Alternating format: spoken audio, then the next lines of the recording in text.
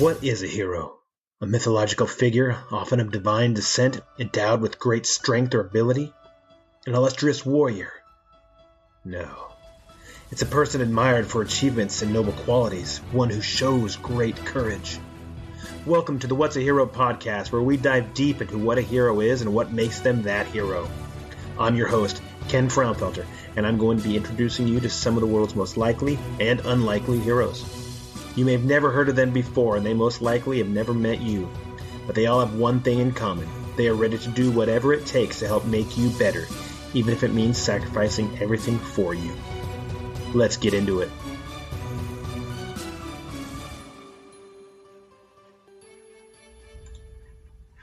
This is episode 50 of the What's a Hero podcast with me, Ken Frownfelter. I can't believe 50 episodes already, but that's where we're at. And thank you guys for listening and making it what it is. So I have had a reoccurring dream over my career as a police officer, and that dream is one of those ones where you're faced with a chance or a shot to pull the trigger and shoot somebody.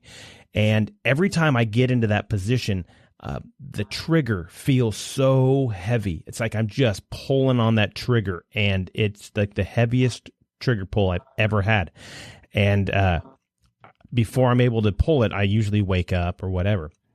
I've talked to people who have had the dream where the bullet just falls out of the end of the gun, as if there's no power behind it.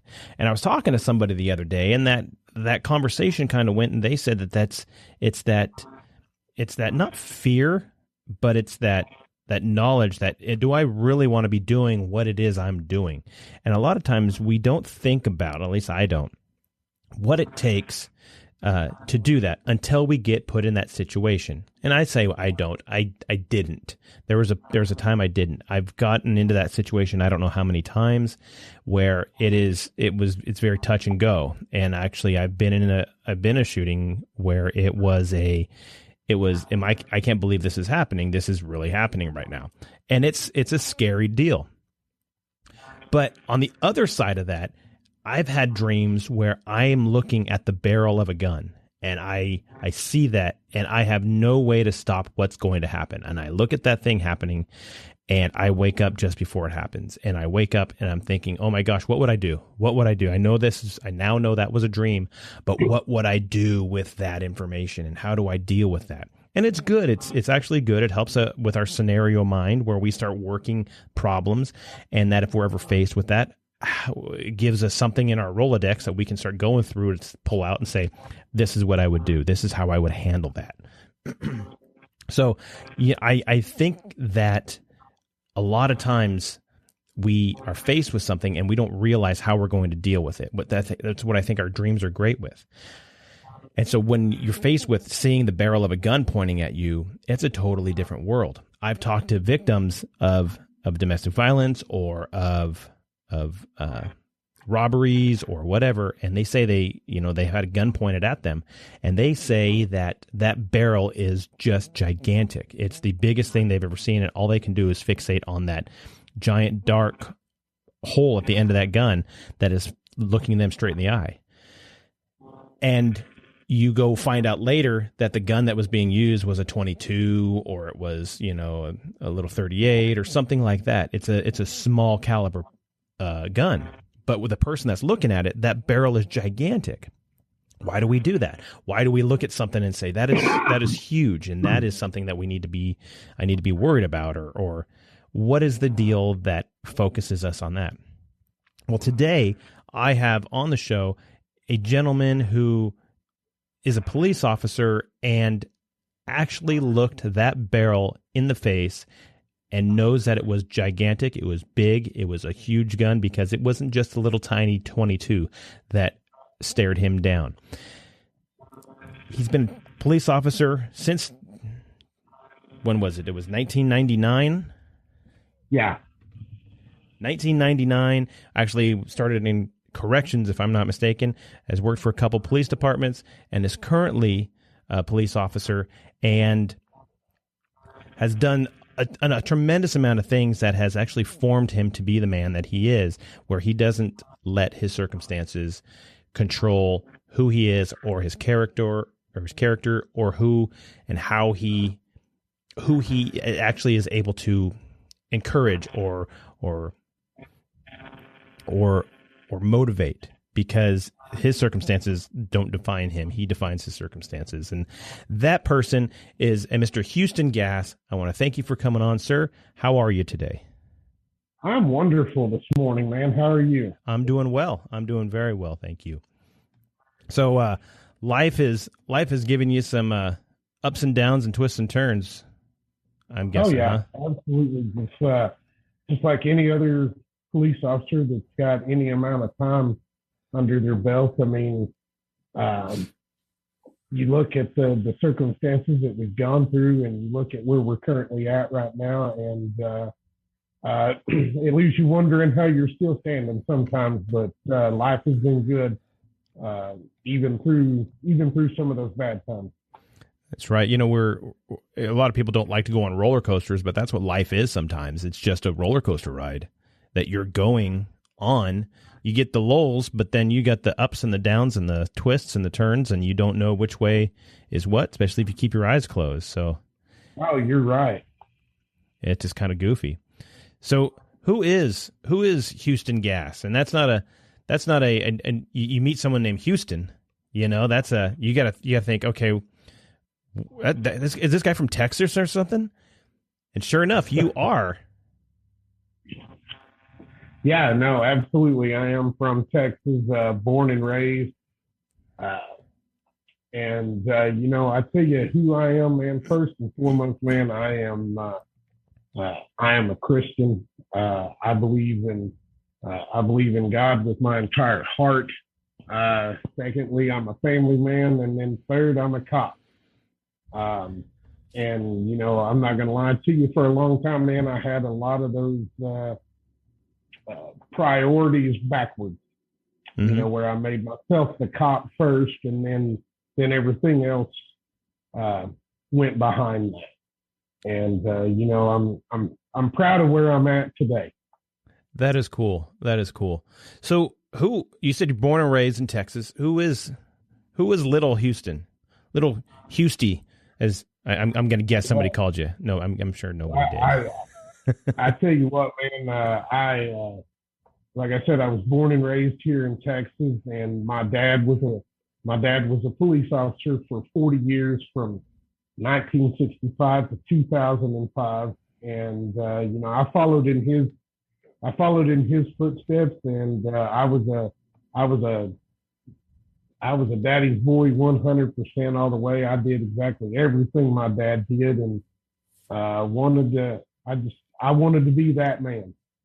That's cool. And so I as a kid, that was just the thing. You'd see Dad come home in his uniform or whatever, and all of his friends were probably cops, and yeah.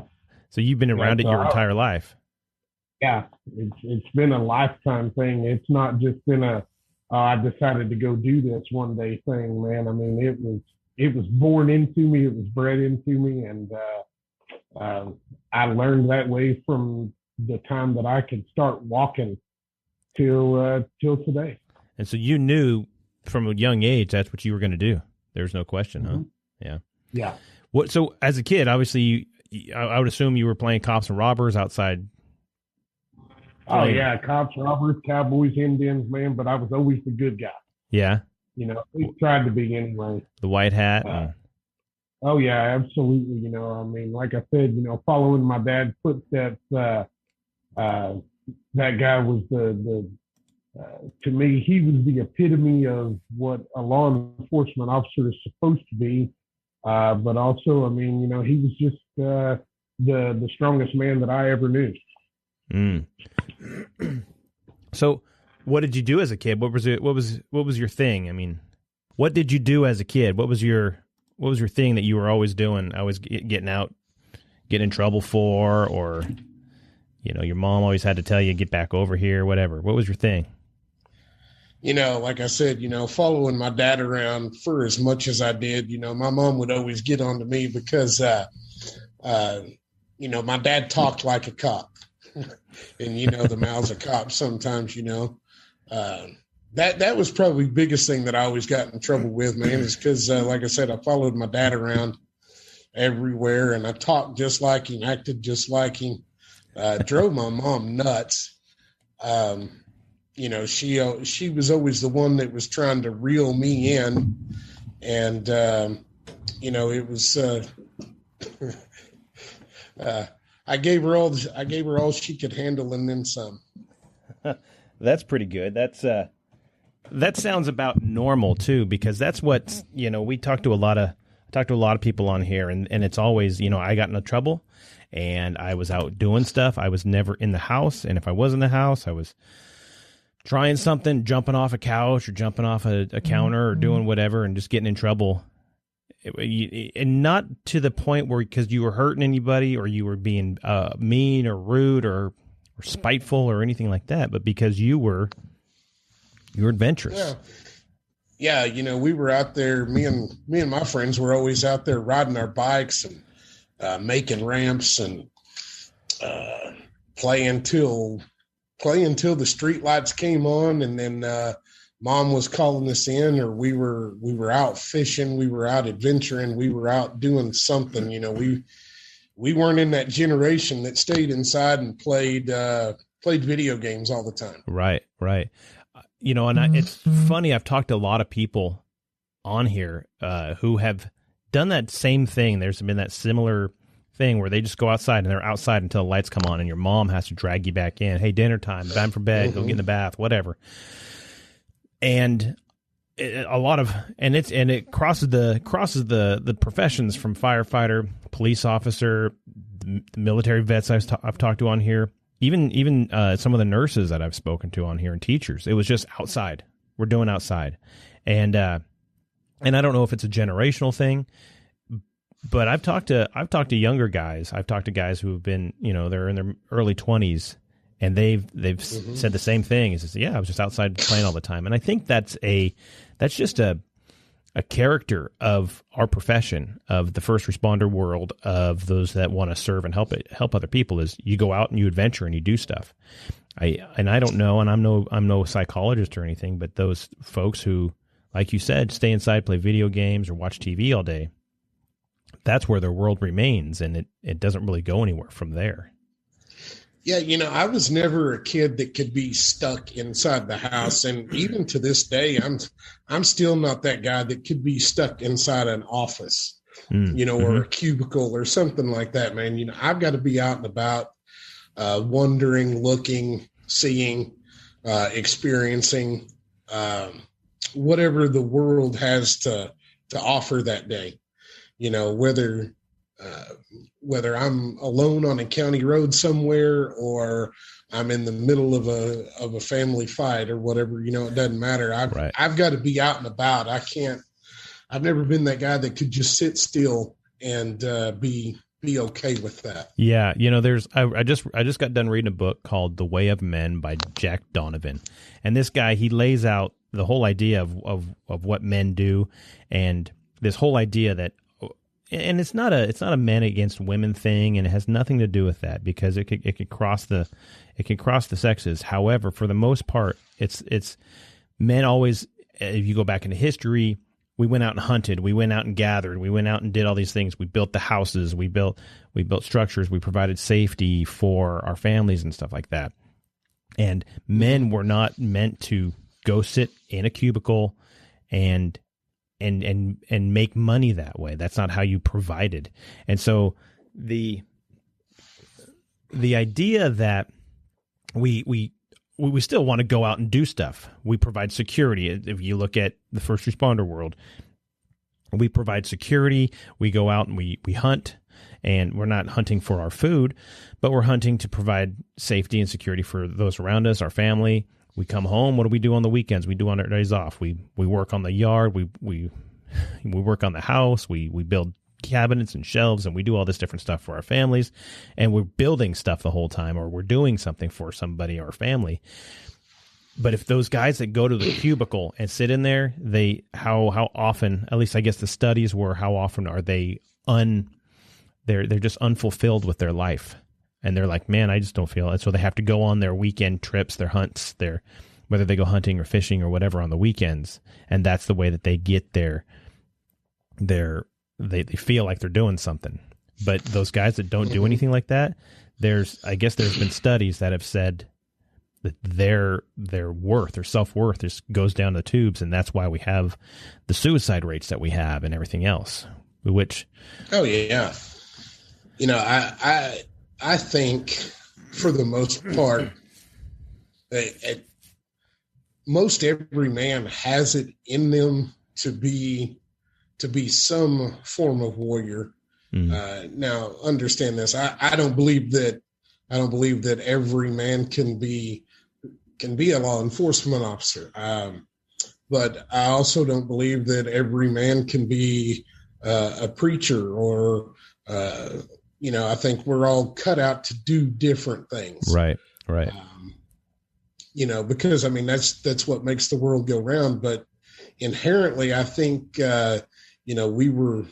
we were made to be providers, be protectors. And, when you have a job that, at least to me anyway, whenever you have a job that isn't in those areas, I think it would leave you empty. At least it would me anyway, because this is what I've done, for the last 23 years now. Well, yeah, and you go back further. That's where your mind was at when you were a kid, right? You're watching every police show and everything else that you can get your hands on, I'm assuming. Yeah, watching my dad do the things that he did and having some of the experiences that I've had, some of the tragedies, some of the, it's really shaped, who I was whenever I was especially younger, into doing exactly what it is that I do now. Yeah. So when you were in school, did you do anything to prepare for that, or you just soak everything in and then sift through it as life went on? Did you? Whenever I was younger, I just kind of just sat and soaked it up, because my dad would have his cop buddies over all the time. They'd be having meetings about this or that or whatever else. And, and I was always around for that stuff, and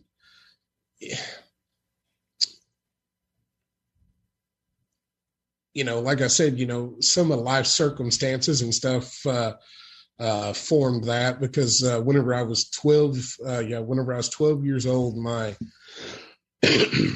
oldest sister, was, raped and murdered, and that was in 1990 in Amarillo, Texas. Wow. Where my dad was an officer at. Of all the weird circumstances that come to find out, man, that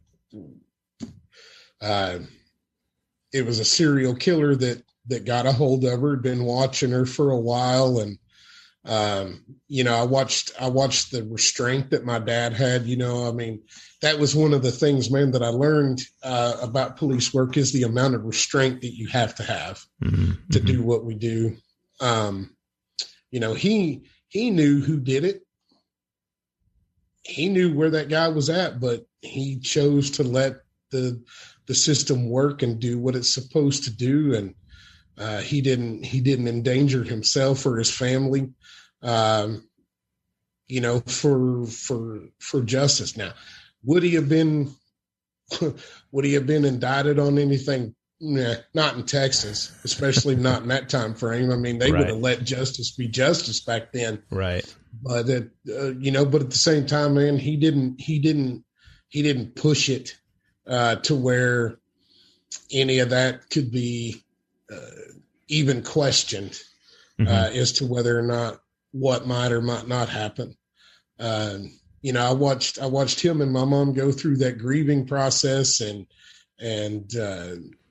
just really just kind of let things go where they were supposed to go and how to go through and do things the right way. And that was a solid lesson that I learned through a lot of that. Now, was that, and I'm assuming they caught him and brought him to justice, correct? Yes. And yeah, he had previously raped and murdered 2 other women in New Mexico, and they had suspected, and still to this day have yet to ever prove that he killed 2 or 3 other girls in Arizona. Mm-hmm.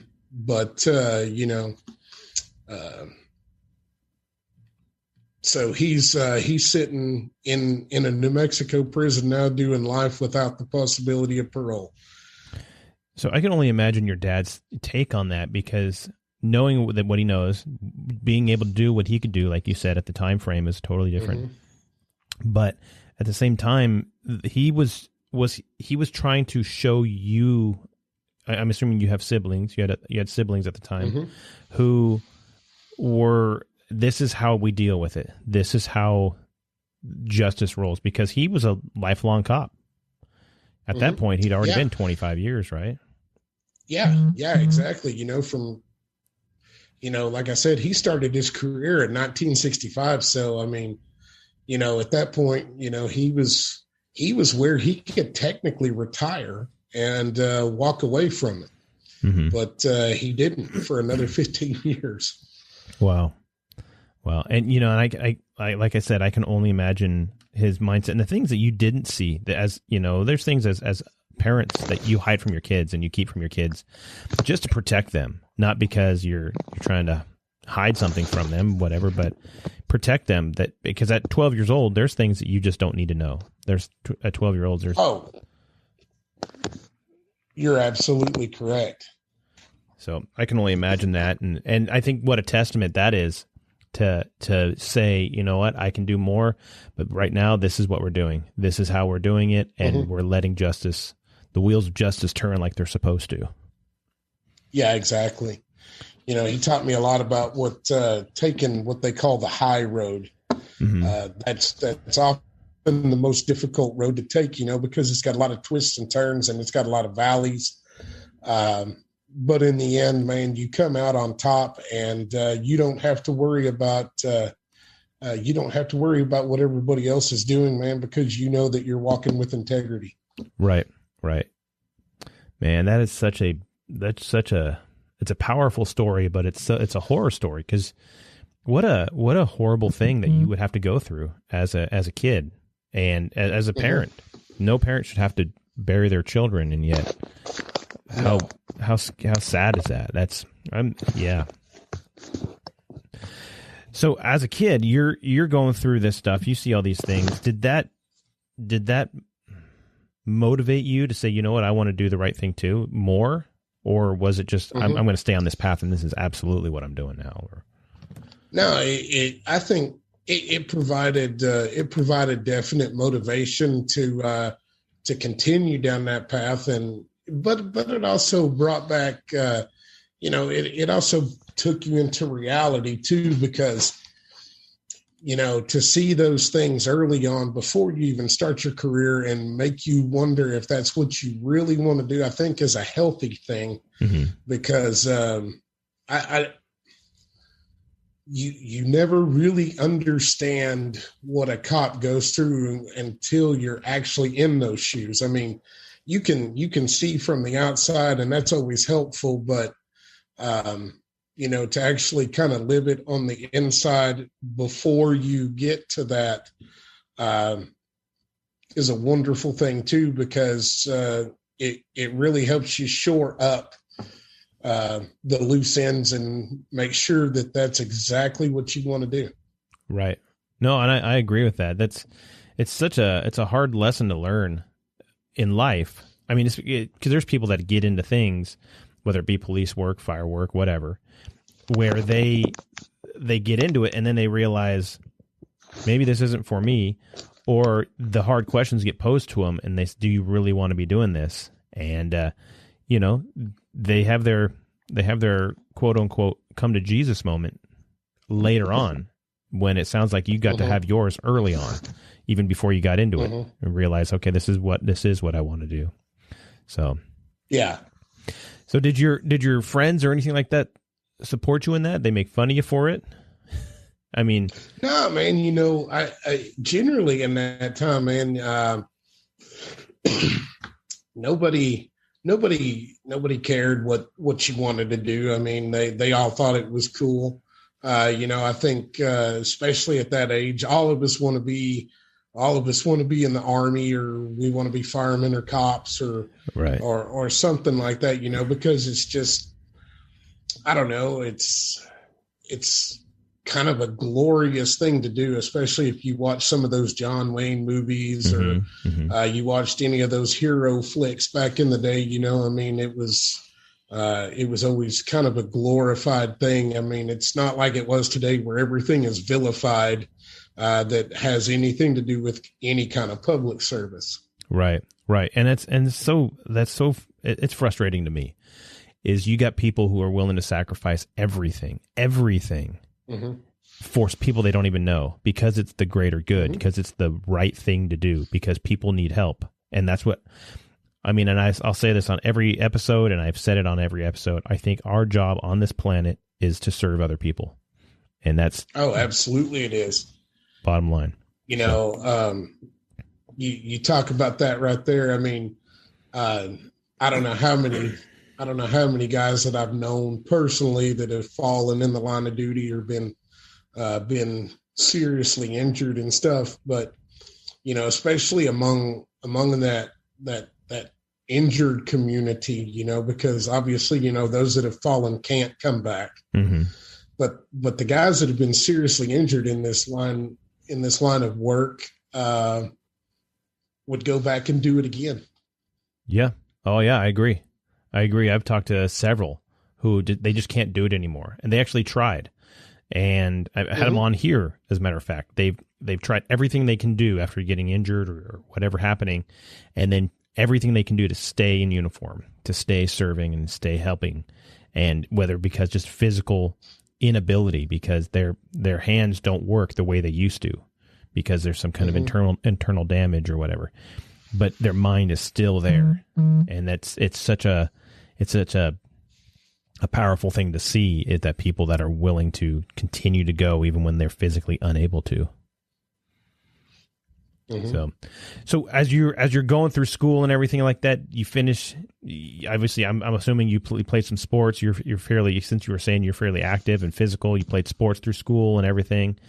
And when you got out, did you say, hey, I'm going to college, or did you say, I'm going to work towards everything I can do to get into law enforcement, or what? There was a time that I went to college for a little while.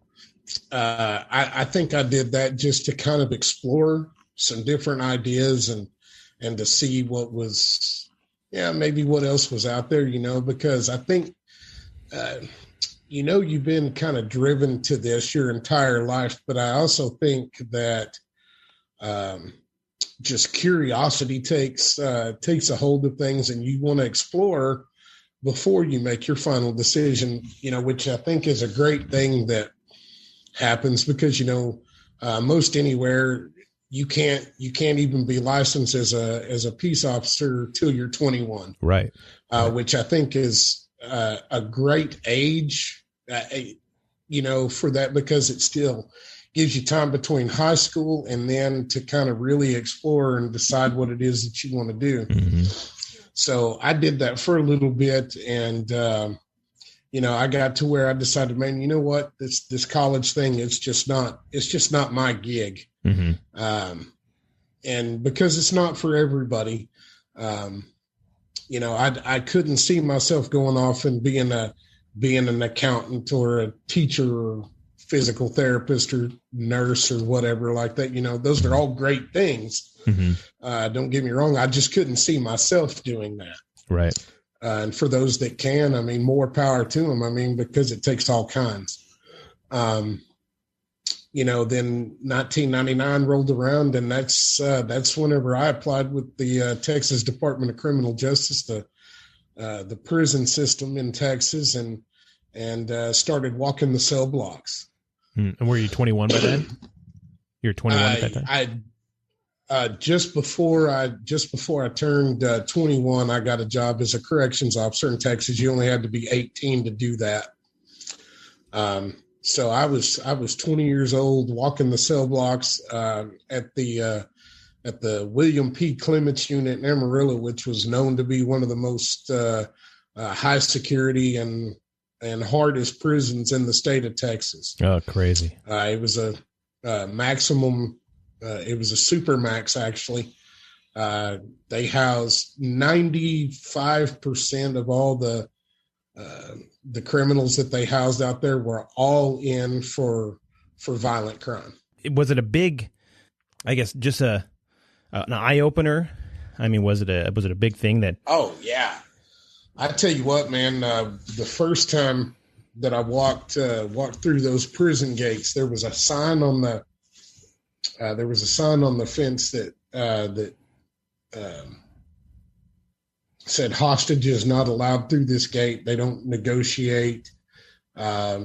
Basically, man, they were going to leave you hanging and leave you dry. They were going to keep you right where you were at, despite whatever situation it was. They weren't going to negotiate, and they were going to keep their felon in there under all circumstances. And I think it really brought to me the reality of what I was actually fixing to walk into and how dangerous a situation it was going to be. Granted, these guys didn't have guns, but these guys may have been dumb, but they were never stupid. There's all kinds of things that go on inside a prison that, it really opened your eyes a little bit. And it was exciting, but at the same time, whenever I first stepped through those gates, man, it was scary. Yeah, I can imagine. I mean, yeah, they don't have weapon. Well, they might have weapons in there, but they don't specifically have guns, and they don't have specific weapons that we see every day. But they've got their variations and their versions and everything else. But the other thing that felons do and prisoners do, from what I understand, is that they train.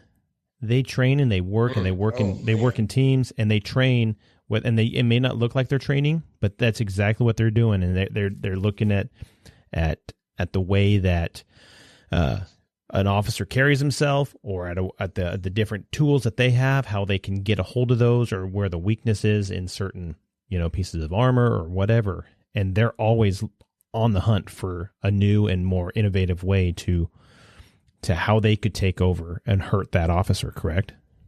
Mm-hmm. No, absolutely. I mean, you would look at them out there on the rec yard, and they're out there lifting weights, they're working out, but you would see a group of concentrated guys, and they'd be standing against the wall, and it would look like they're doing push-ups or against the wall, wall push-ups or something like that, man. But what they were really practicing was how to come off that wall and take control of that officer. They knew their game. They knew our game. They didn't want to be controlled any more than we wanted them to control us. I mean, and it was a constant cat and mouse game. Right. I read a book earlier this year called "When Violence Is the Answer" by a guy named Tim Larkin, and he details that out, that as that is what they're doing, is they're working on the best way to go about figuring it out, how to get control, or how to take over. And the other side is the officer themselves. They're watching every minute of how they carry themselves, what they're walking. Do they walk too close to the cell doors? Do they, are they not paying attention? And I can only imagine, working in the prison, that your mind has to 100% of the time be on. You have to be thinking about your next move and where you're at exactly, or else you're putting yourself in a situation that you may not recover from. Correct? Oh yeah, you walk on any given cell block, and at any point in time, whenever you were in any one particular section, man, it was 48-1.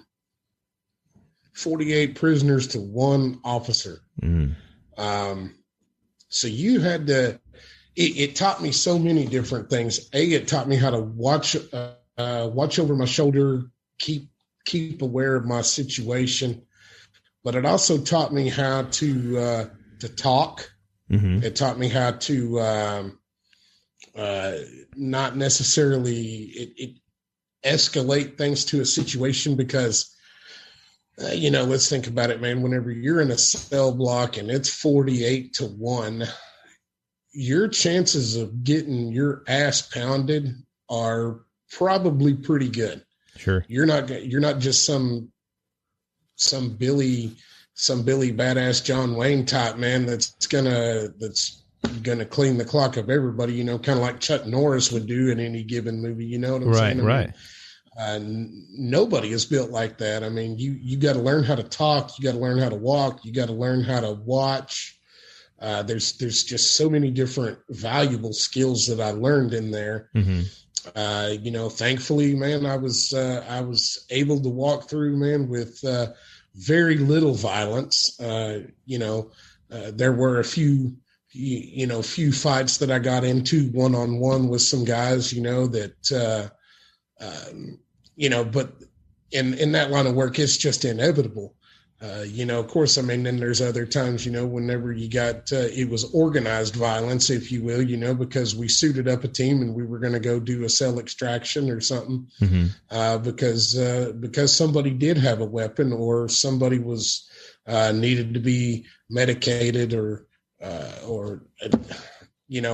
it assaulted another officer, whatever the situation could have been. I mean, right. So, you said you got to learn how you talk to people, and that's something that I've always kind of thought about. And I heard a guy one time, he was saying that the most respectful people are the most dangerous people.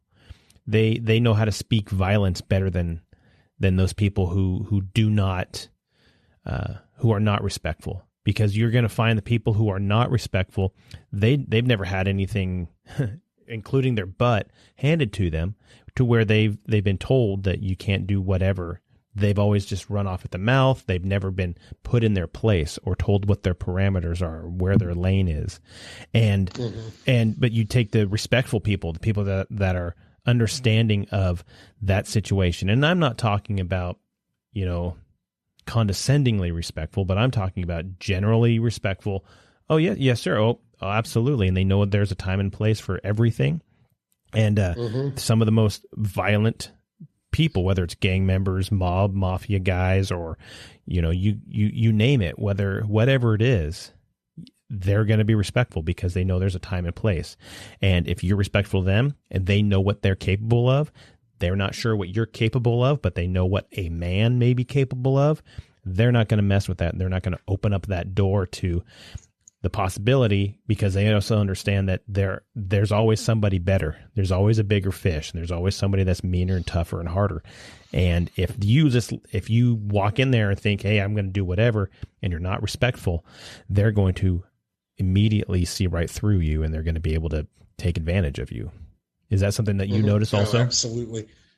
Oh, yeah, no. I always paid attention to I always paid more attention to that guy that was sitting at the center table that was being quiet and minding his own business more than I did the guy that was barking through his cell door. Being the cell warrior, if you will, that guy that would be sitting there at the table alone and quiet, or maybe had a couple of friends around him, but was watching everything. He was the one that you always knew ran things and could take care of the situation quicker than you could. But also at the same time, man, that if he felt like he needed to deal with you, he could, and he could do it effectively. Right. So, yeah, that's crazy. How long were you there? I spent 3 years inside the world of the prison system. And then in 2002, I went to the police academy and graduated and hit the streets. Was 9/11 a precursor for that, or was it just, I guess, just at that time? It was just that time for it. It was just the time for it. 9/11 certainly played into some of that, but I think it was just always kind of the plan that's what was going to happen, because I couldn't see myself spending 20 or 25 years on a cell block, because man, that's a rough place to be, because if you're not careful, man, you kind of start turning into those guys. And just because that's the environment that you work in. And let me just say that working in a prison, I don't believe would be the most family friendly of careers. Not that being a police officer is either, but I think working on the inside it's a whole lot different than it is working a beat. Yeah. I can only imagine. And that is a whole different topic that we could go into for hours on, and the psychological side of it. And like you said, it's once you're around that, and that's what your life you see more of than your soccer games and going out fishing and hanging out with your kids and your family and blah blah blah. When you see all that hate, discontent, and violence, and that's all those guys know and talk about, it's a hard deal, So in 2002 you decide you're gonna go to work you're gonna go actually live the dream you've been dreaming about since you were a little kid. Yeah. And it was everything you thought it would be, huh? Oh, everything and then some. It was all the rainbows and unicorns and the pot of gold, man, that we all thought it would be. And then reality set in, and you're like, you actually have to really deal with people for a living, and you actually have to see the realities of what people actually do. You learn really quick the gravity of the job. And don't get me wrong, not everybody learns as quickly. Because of different, just different settings and stuff, but, right. You learn pretty quickly though, man. You've got to be on your best game, man, for people when they're at their absolute worst. Right. Because they're not calling you to just say, "Hey, check it out. We got approved for our loan and we're buying our first house." They're not calling the cops for something. Yeah, exactly. Like that. They're not calling to celebrate little Johnny making straight A's on his report card. Right. They're calling you because, hey, I'm having the worst day of my life, and I need you to come intervene in that and pull me out of it, or pull somebody off of me. Yeah, exactly. And it doesn't matter what the scenario is. They're calling you because things are obviously out of control. Mm-hmm. And I think it's kind of a funny deal, and I don't mean funny, haha, but I mean, a lot of times you'll see stuff on Facebook or whatever social media now where there is, there's the police drive-bys for a kid's birthday party or something like that, or the kid, somebody, they got through their cancer treatment, and so the entire department drives past, whooping their sirens and everything like that, and the kids waving from the sidewalk, and it makes a kid's day. It's kind of funny that the entire department goes to the good stuff, and the worst thing, the more horrible thing, the thing that could be deadly, one or two or three officers go to, and it's and like, hey, we're gonna send as few as we can to this one, and it's the worst, but this really great thing, we're gonna go ahead and send the entire group to go say hi and, hey, congratulations on your finishing your chemotherapy or whatever, and it's which those are good things to do. Because it does genuinely, I think, build up trust of departments and things. But, at the same time, man, I see where you're going with this, because, whenever you're sending everybody to your best, but only a few to the worst, there is a severe imbalance there. And I think, I think if you balanced it out and we had more police officers, there would be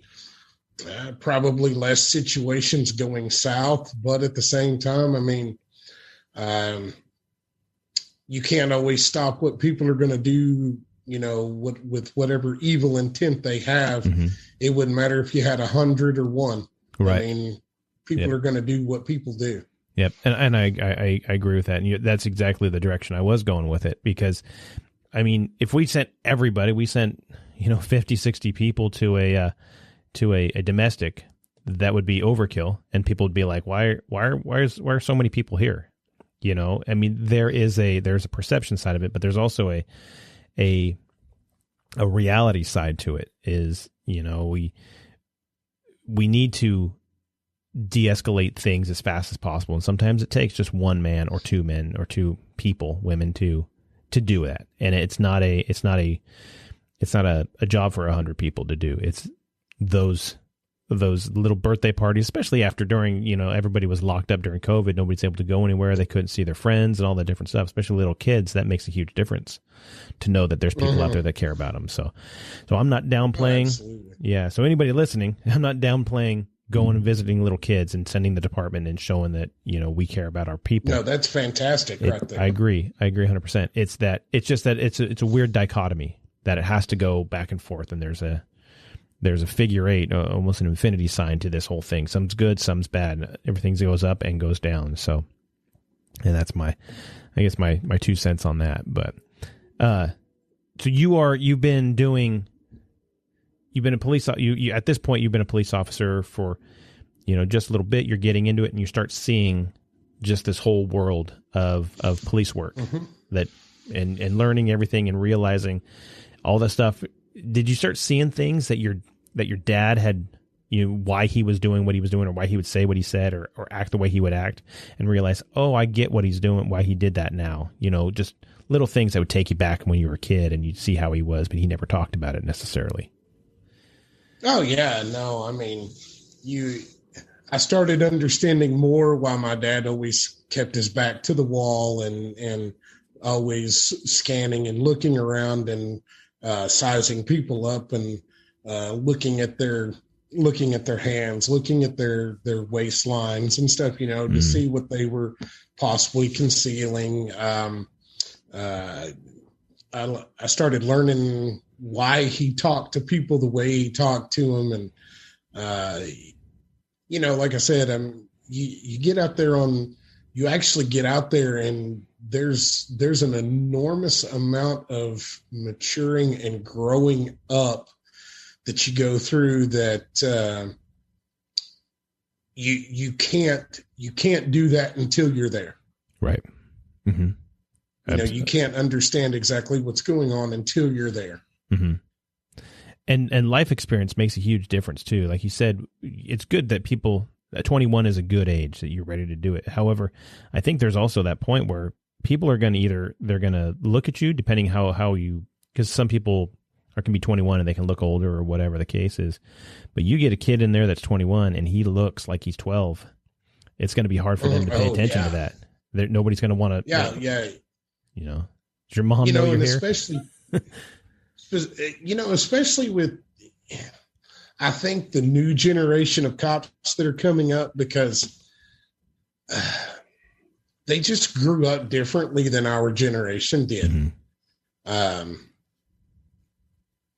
And the life experiences are completely different because, if you look at the 21 of our day versus the 21 of my dad's day, it was looked completely different because whenever you and I were 21, we grew up in a world where it was predominantly peacetime. There was really no active wars going on, other than the Gulf War. I mean, if you want to call that a war, because that didn't last very long. So, I mean, we grew up in a time of peace, whereas like our dads, they grew up in a time of lots of wars, because my dad was born in the age of World War II, lived through Korea, and then fought in Vietnam. So, I mean, his life experience versus the life experience that at 21 versus the life experience you and I had at 21 looked completely different. Right. Just like it looks different for the kids that are 21 today versus whenever you and I were 21. Mm-hmm. Yeah. So I'm going to pause for a second. So you're saying your dad was a police officer, left being a police officer, went to Vietnam, and when he got back, he was a police officer again? He was in Vietnam before he became a police officer. Oh, okay. So in the mid 60s. Yeah, he was in on the very early stages of Vietnam. He was actually blessed to have done his time and got out in 65. Oh, wow. He went into the Army in 1960 when he graduated high school, and got out in early 65. Okay, and then became a police officer during all that unrest. Became a police officer. And all that, all the political unrest and whatnot. Jeez. He was there for all the unrest, and he saw a lot of the things, but he wasn't like in the jungles in 68. Right. Whenever things were really at their most heated. Uh-huh. He was there early on. I see. But, he had a lot of friends over there fighting hell. He had a brother that did 3 tours in Vietnam in the Marines. And, like I said, I mean, just the generational differences are amazing to me. Right. And you fast forward that to the 21-year-old that when we were 21 compared to the 21-year-old now, it's a totally different world. They haven't necessarily, we had a guy one time who he was a young guy and he was maybe in his mid 20s by the time he started, but he'd never been in a fist fight before. Never, and never done. And that was one of the questions. You ever been in a fight? And he said, no. And you're like, well, you might have to get into a fight with this. Well, I know that, but I've never been in one. So I remember not first day, but during his FTEP, it was, hey, this guy's wanting to fight. And so we got to get him under control. And we made sure he was the arresting officer, and he got put up front to deal with the guy. It turned into a little bit of a scuffle, but it wasn't like it wasn't a Lethal Weapon where everybody just makes a perimeter and you guys go ahead and fight in there. It wasn't like that, but it was, that whole idea that there's kids that just haven't been in a fight. They haven't been in a scuffle. They don't know how to talk to people. And I'm dealing with this firsthand. I've talked to a lot of people. I even had a guy one time. I said we were going through defensive tactics, and I said, here's the thing: is you're in this position, and it's a consensual combative situation. And he looks at me, cocks his head, and says, "What do you mean by consensual?" I said, "If you and I are we both agree to do it, it's consensual." And he still got his head kind of cocked, And I said, "Okay, let me look at it like this. You ever have sex before?" And he looks at me and he goes, "No." Okay.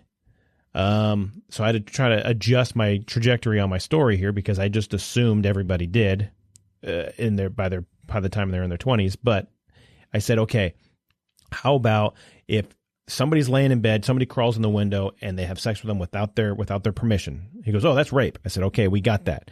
That's non-consensual. When people decide to do it together at the same time, that's consensual. So the same thing can happen with a fight." And he said, "Oh," and it just, a light clicked on at that point.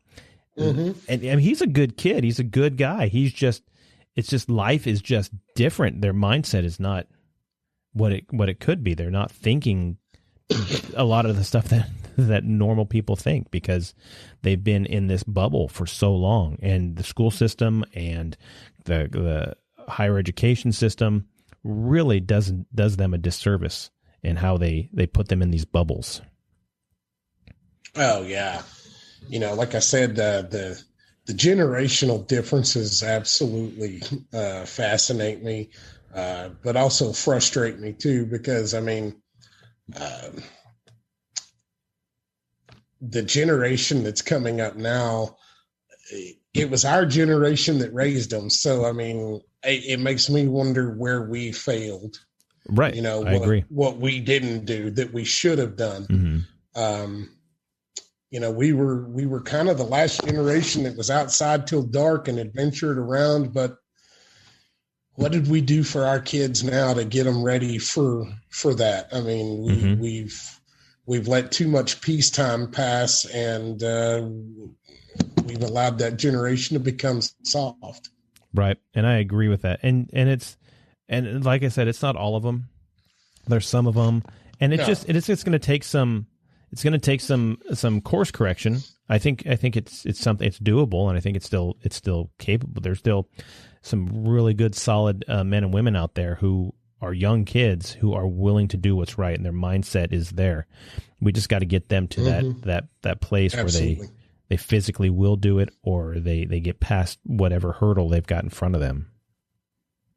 So. And I think we also need to get back to a place where the police hands are no longer tied, because for those that would go out and do it and would be willing to go do it, they don't want to do it because of how they see politically nowadays our hands are tied. And even though you may be technically doing the right thing, you're going to be taken down in the media as the bad guy because of the badge that you wear, regardless of the circumstance. And I think that's smart for the guys that don't want to do it, because they don't want to have to be drugged through the muck and the mire.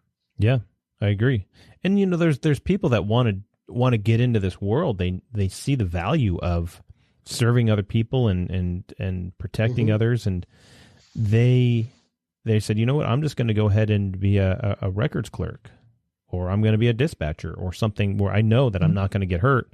It's not going to be as problematic for me, but I'm still helping the cause, I guess, or helping do what. Oh yeah, what's absolutely. Needed, right? That's important. I mean, everybody, I think, to a degree, wants to feel like they're serving. I think to another degree, though, man, they're only going to be willing to put up with so much BS too. Mm-hmm. Agreed. And so it's a special person that goes out and says, okay, well, let's go face everything head on, and let me put on this uniform that I know I can get shot, and I'm actually putting something on that I'm consciously realizing, okay, this will stop a bullet. I know people that work in banks, or they work in, offices or whatever, and that's the last thing they think about is, will the clothes that I'm wearing, will it attract attention, or will it stop a bullet? Do I have a way that I'm going to be able to face those bullets if they come flying at me? And it's just weird. No, you're right. I mean, for those that are willing to put on the clothes that obviously attract attention, I mean, they're a different breed. Mm-hmm. Exactly. So you're working at this police department, and then you moved on to another police department, correct? Mm-hmm. Yeah, that's where I spent the biggest majority of my career at, in Pampa, Texas. And so was that your first department or your second department? My second. Pampa was your second, and you're there. You get the majority of your leg work in there, and how was that? What was the I guess because you went to another department after that, but what was the tenure there, and then what caused you to leave that department? Well, I tell you what, man, Pampa was a good place to me for a long time. I learned a lot. I did a lot. I spent many, many years there, and it was a great place. I went to war with a lot of guys, and it was a whole different ball game than the first place that I ever worked at. The first place I worked at wasn't as busy. I didn't have quite the amount of crime that Pampa, Texas had. And, but then I come to Pampa and things are a lot of fun, and I promote up, and, I'm a sergeant and doing great things and looking at further promotion as time goes on, and things were going good. And then, till one day drastically changed my life. January 6, 2015, in fact. That was the very last call that I ever took for Pampa Police Department, and the worst call that I'd ever taken. That was a morning that I got called to a domestic disturbance and ended up leaving work early that day on a helicopter. So what? I think I understand what happened, but go ahead and are you willing to tell us what happened that day? Oh, absolutely. The final call that I took for Pampa Police Department, I was the evening shift supervisor. I wasn't even supposed to be into work that day till 3:00, but as it was with every other police department in the world, we were extremely shorthanded, and it was kind of an all hands on deck thing every day. It was about a 32 man department, relatively small, population 20,000. And we were 5 officers short. So I got called into work early that day to come assist because since I was a supervisor, I actually tried to call and get other guys to go in, give them the opportunity to make the overtime money, but subsequently couldn't find anybody to take the spot. So I go in. First call of the day I literally just called on the dispatch and went on duty. Whenever the day shift supervisor called out looking for extra units because of a domestic disturbance going on in another part of the city. And so I make my way over there, and we've got a barricaded subject that had fired shots at his girlfriend, and we'd gotten his girlfriend out successfully, but he was still inside. Been on about a 2-week-long meth binge. And we attempted several different ways of communication. And we had actually gotten a call of a suspicious person about a block over, because whenever you're in the middle of starting all of that and you're trying to create your perimeter, there becomes that point in time where your suspect could actually get out. And so we made the choice right then and there because of the situation that was going on.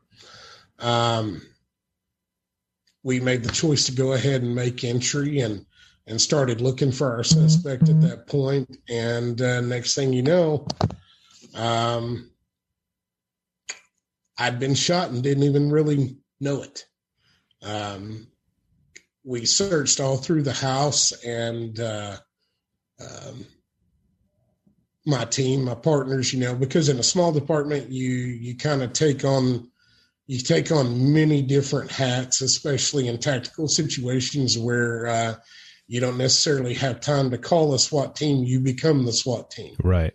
And you make entry, and you do all the dangerous things that other departments get a chance to sit back and wait on, because in certain situations you just can't wait. So we make entry into the house. We're searching. We're looking for our suspect because we have reason to believe that he maybe got out and was on another street. But at this point in time, man, we had all of our resources at this residence on Nelson Street, and couldn't really afford to break off. So we had to make entry at that point.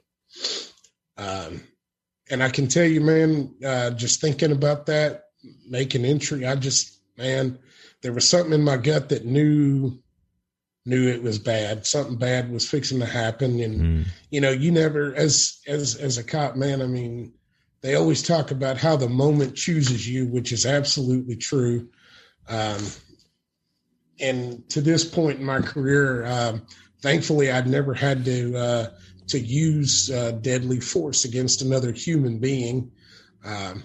Been several instances where it came close, but never had to. But my mind, I was sitting there thinking, okay, this is what's fixing to happen. And, he's gonna force your hand into doing something, man, that you really don't want to do, but you're going to go home at the end of the day. Well, so we make it into the final room area, and it's the southwest corner of the house. Mm-hmm. And it's a very small house, and it's a very small room. And this room is packed with a lot of different stuff. It had a closet on one side, a small closet, a queen size bed, and like a couch in there. So it was really tight quarters for three good sized guys. And there was a door that's sat in the corner kind of by itself, but it was right next to the bed and right next to that couch. So it was a very tight squeezed corner, and there was no really good way to approach this. So we made our plan. And as soon as I touched the doorknob, man, that's when the suspect fired through with a 12-gauge shotgun. Right through that door. Striking me in the face. Mm-hmm. Jeez. And that's something Never that you saw it coming. And that's something that you don't even think about as police officers. We go and we open doors all the time. And there's ways that we can do it, and but you don't know what's on the other side of that door. You don't know what's waiting for you. And just like anything, we don't know what we're going into more than half the time. We can even ask questions to dispatch on the way, and they've only got whatever they've asked or whatever they've been given by the other person. And that may not be everything. And so we don't even know what we're getting into half the time. When we're even on scene, we've got as much intel as we can get. We still don't know everything until it's all over. And that's the hard part about decision making, and where we put ourselves and say, you know what, this still needs to happen. I don't know all the particulars, but I still need to go and stop this guy or get this guy or do whatever it is I need to do. And when you get a shotgun going right at you, and like at the beginning, I talked about seeing that barrel. You didn't even get to see that barrel. You saw a door, and then you heard noise and felt something right after, huh? Yeah. Whenever I realized what had just happened, it never knocked me unconscious. I was still with it. But my eyesight had gone away. Mm-hmm. So that was scary. I couldn't see anything, but I could hear everything. I'd been struck in the face, and what didn't strike me there, I ended up getting into the right chest and bicep shoulder area. I was effectively out of the fight then. My mates, my fellow officers drug me to safety. My lieutenant at the time was on the team with us. He laid me on my left side and let me bleed out from my left side instead of laying me on my back to where I could choke on blood or other matter that was loose, because effectively all my teeth had been blown out of my head. My jaw was sitting down right around my collarbone area. It was bad. A lot of blood spilled, but at the same time, man, I kind of feel like that the fact that I lost my eyesight temporarily probably helped save my life, because I didn't get a chance to see what was going on. I couldn't see how much blood I was losing. That really helped keep me calm. But, my lieutenant laid his body on top of mine to keep me still, because for whatever reason, I was still trying to figure out a way to get up, because I had a job to go do and I wanted to go do it, but obviously I was in no shape to be able to do it. Right. And so you, obviously, were they able to make entry into that room, or did they return fire at that point? They returned fire. They laid down cover fire. figuring out they did try to open the door, but the door had been barricaded since. They laid down return fire, dragging me to safety, and everybody held their positions. My chief at the time ended up calling an outside agency to come in and take over SWAT operations at that point, because we just didn't know what was going to go on, and being as severely shorthanded as we were, the situation quickly grew to more than what my small department could handle, and the other agency came in and took over. Mm-hmm. Probably one of the most miraculous things that happened that day is whenever they got on the radio talking about shots fired, officer down, I could hear these things going on. And that scared me because I kind of realized really quickly that I was that guy they were talking about.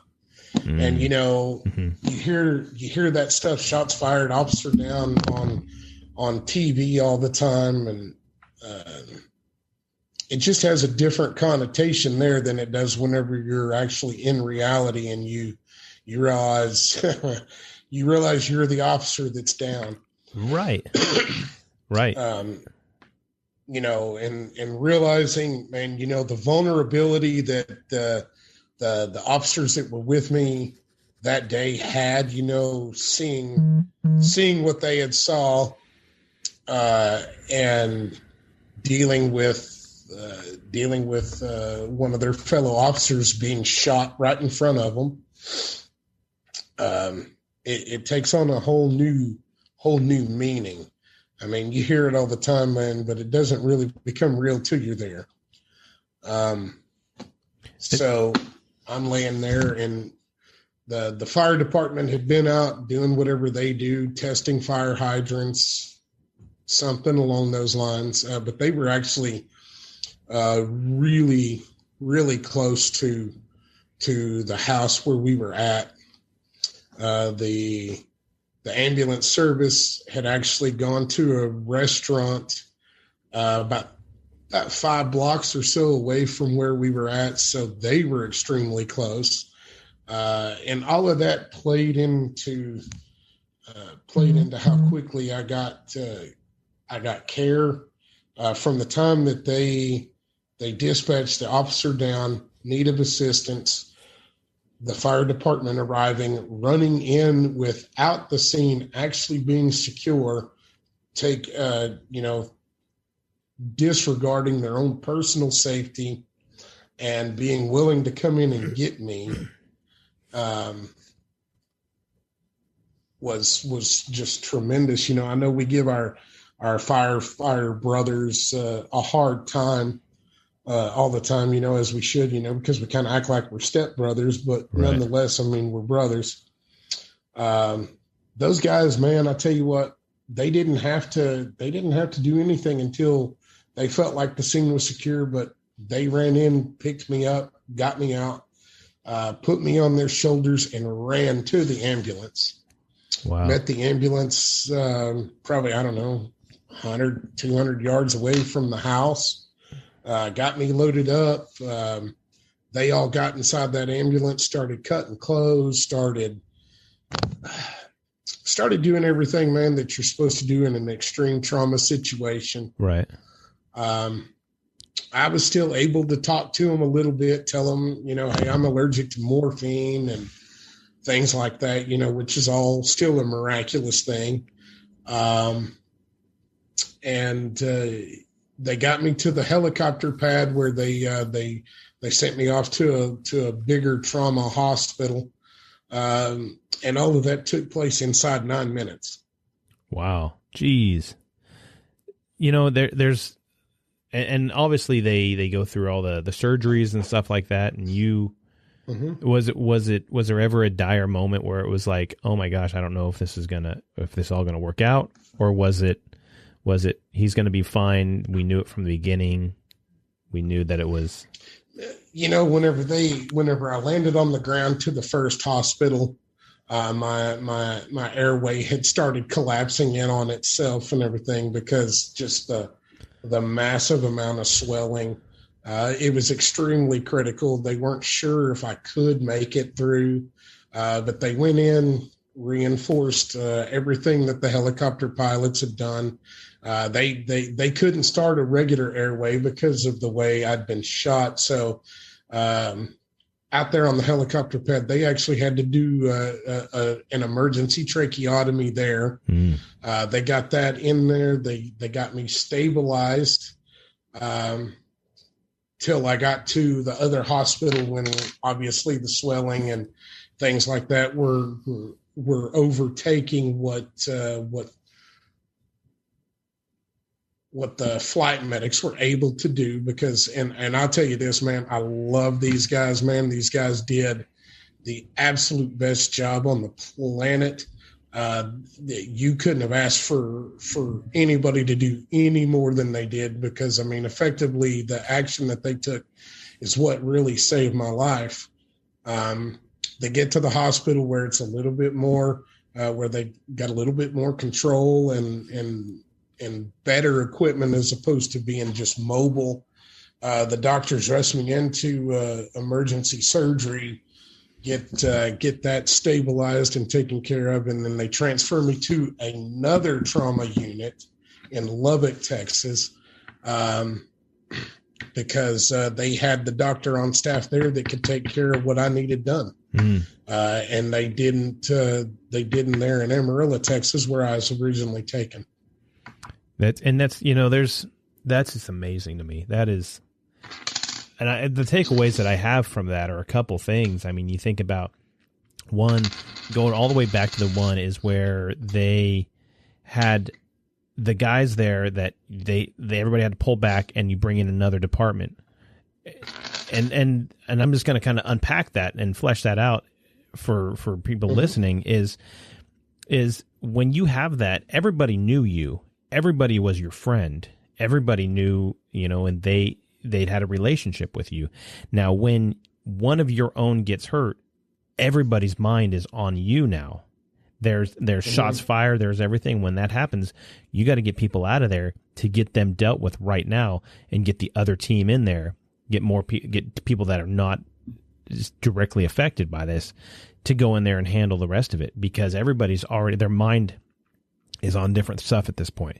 And sometimes there are times that you cannot do that, but for the most part, you want to try to get that taken care of. So you get a different group in there to handle that, because everybody's mindset is now thinking about you. Is he okay? Where's he at? Oh my gosh, I can't believe this. This is now pucker factor 10, and we're scared. And this is just the worst thing we've ever faced. And, all the way down the line.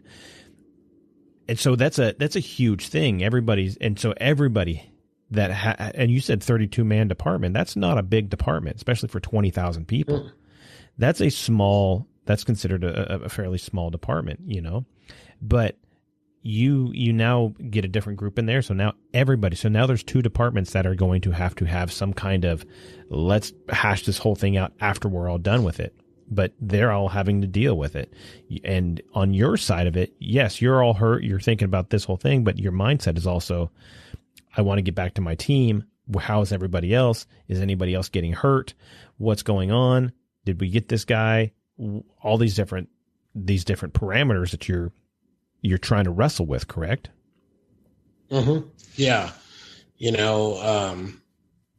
Whenever they got me to the helicopter pad, obviously, they took me down out of consciousness so that they could keep better control of the situation, and really they ensured my a greater chance of survival by doing that. Mm-hmm. But with the things that were going on the ground, I mean, the most concerning to me, I think at that point in time, man, because whenever I was laying there, the only thing, man, that I could really, honest to God, really think about, man, was my wife and my kids. I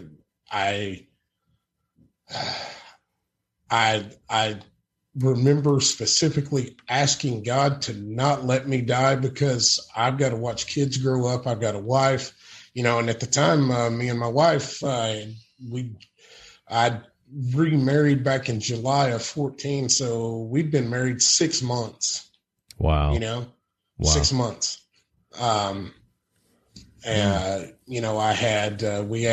We had my 2 kids, and then she had another son, and her first husband subsequently was a jailer for Taylor County, which is in Abilene, Texas. He shot and killed himself, and she had to come home and find that. And then my wife was dumb enough to marry another cop. And then that happened. Right. So, I mean, there was just so many different things going on at one time, man. And, the one thing that I will give Pampa Police Department really good kudos for is how they treated my wife and my kids whenever they had to go deliver the worst news possible. Yeah, and that's a huge thing. You didn't even consider, because you got to think about who's going over there to tell that. Is it somebody that doesn't have a relationship, that just happens to, oh, hey, I work with your husband. We've never met. I mean, we saw each other at a dinner or something. But anyways, hey, he's over. He's hurt. That you don't have that guy do it. You have somebody that knows her, somebody that knows you, and is able to read her cues. Yeah. Whenever they did that, they sent the guy that was my second in command on my shift to go take care of that, because obviously the chief couldn't go do it because he had to remain on scene to manage things until the other department could get there to take over. He had so many different officers that he had to take care of all of a sudden because, let's just be real here. Okay. I was the one that got physically injured, and I'm the one that's in danger of losing my life. But at the same time, those other officers were injured too. I mean, they're still in the middle of, what the hell is really going on here? What do we do? How do we handle this? Right. And, so, I mean, he even though it was just one person that was the physical casualty, it all of a sudden became a mass casualty event because of what those other guys had to do for that one person that was physically injured. Right. We'd spent so many years together, been on so many hundreds of other calls together that, I don't know, it just, the dynamic changes all of a sudden. Right. And you really can't explain it until you're there. Right. And, I'm anticipating, people asking questions, on something like this. And, there's, if those that don't know, if you're asking, well, why didn't they just fill that room with bullets and just do that? Well, perhaps they did for a short amount of time, but you can't just keep doing that. You don't know who all is on the other side of that door. You don't know who all is. Do they have hostages in there? We don't know. Do they have kids in there? Who knows? What else do they have in that room that the bullets are going to pass through, go through the window or whatever? What's on the other side of those windows and those walls? And there's so many variables that we have to consider before you just say, okay, well, we're just opening up. This isn't Vietnam. This isn't Predator, where we just start shooting into the bush and mowing down trees. It doesn't work that way. We have to, we're accountable for every single round that goes out of our gun. And even if they're shooting at us, we're still accountable to what it is. If somebody's shooting at me and I just start wildly shooting and I accidentally strike kids on a playground, I'm responsible for that. Even though I'm now in the hospital, I'm responsible for that. And you can't be, you can't take that chance. You can't be that person who says, okay, it's just whatever, I'm going to empty my gun now. You have to know exactly what you're shooting into. And so that's that. One of the other things that I was thinking about was, you were talking about the firefighters were so close. The ambulance was so close. and then you said they went in there without the scene being secured and carried you out.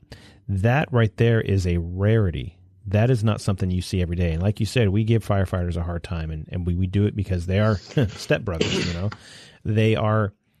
They have that mindset, but they want to go in. And a lot of times they're told, nope, we're not going in. We're not doing it until scene's safe.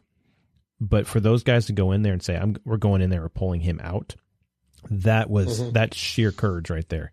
And no, it absolutely they don't have guns. They don't have armor. They're going in there with trauma shears and bandages. That's what they're going in with. And to pull, and you're not a small guy. And to just say, hey, we're throwing you on our shoulder and we're going to carry this guy out. That's not something you see every day, which is. No, it's absolutely amazing. You know, like I said, I mean, we may give our firefighter brothers hell, and deservedly so, you know, because, you know, they play with hoses and have sleepovers all the time. But at the same time, man, those guys right there, will also come fight with you. Mm-hmm. You know, we can pick on each other, but can't an outside party come in and pick on any of us? Right. Nope, I agree. You don't make fun of it's just like family members. I can beat up on, if I had a little brother, I don't have a little brother, but I can pick on him and I can beat up on him and whatever. Nobody else is going to come do that. Nobody else is allowed to come do that. So you get through that. Your wife gets the message, and I'm assuming it was just devastating for her. Absolutely. The onset, huh? But you know, I tell you what, man, she held it together so incredibly well. She did, you know, because my mom, she got a hold of my mom and told her what was going on. And the year prior to that, my dad had passed away in 2014. So my mom was all alone. My other sister, the other sibling that I had committed suicide in 2013 after a long battle with lupus and rheumatoid arthritis, and stuff just couldn't handle it anymore. So effectively, my mom is sitting there all alone in the world, and then her last child is there, not knowing if he's going to live or die at this point in time. Right. My wife held it together so incredibly well. You know, she's strong. And I would not be where I'm at today, man, if it were not for my wife, Jessica. That's a fact. Yeah. You know, and I think that's an overlooked character in the overarching story of the police officer, is that support system, that wife, or husband for female officers. We don't see that all too often. We don't think about that person, how things are affecting them. We talk about the trauma and the peer support for police officers and the overcoming and the victory that police officers and firefighters have in their traumas and stuff. But those people who are always there right next to them, who have been that rock for them the whole time, that tell them to get off their butt and stop acting like a child and fight the fight they know they're capable of fighting. Those women, those men, those spouses of the police officer, not knowing if their spouse is coming home, not knowing if that's the last time they're going to see them, if they're going to have to raise their children by themselves. That is a huge burden to carry that we ask them to carry, and they do it, and they are our biggest cheerleader. They are, and I can say it for my wife. She is absolutely that. From what I'm hearing from you, that's the same thing with your wife. And I've had a ton of other folks on here who have said the exact same thing, that their spouse is the reason they are still walking, or they're moving, or they're fighting, or their victory in their life, because that spouse decided to come forward. And I think we need to give as much, honor and respect that we give to the firefighter or the police officer or the veteran, that we need to give that same thing to their support system and that wife or that husband. Yeah. She battled with me through everything.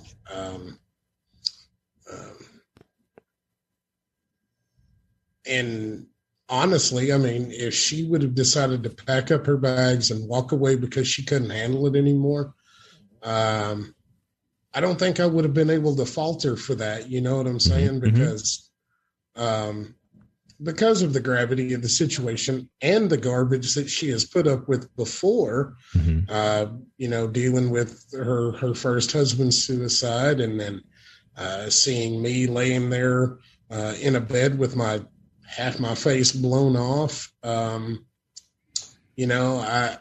wouldn't have faulted her for walking away, but she chose to do something different. She chose to stand and fight with me. And, I will be forever grateful and thankful to God that she did. Right. God puts people in our lives for a reason. I know it.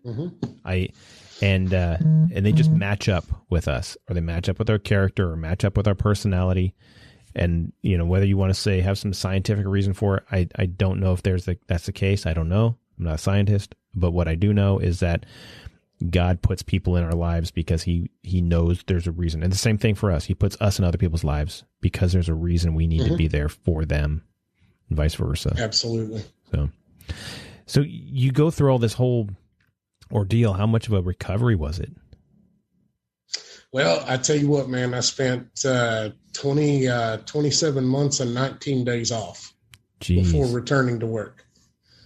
I did the math on that. I looked it up. That was 840 consecutive days. During that time, I went through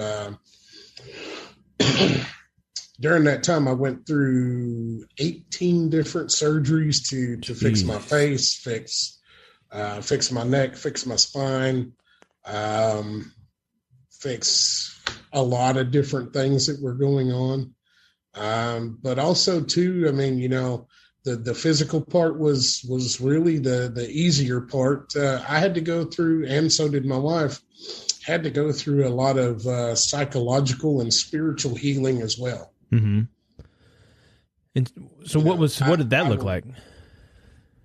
Oh man, I tell you what, man, whenever the mind is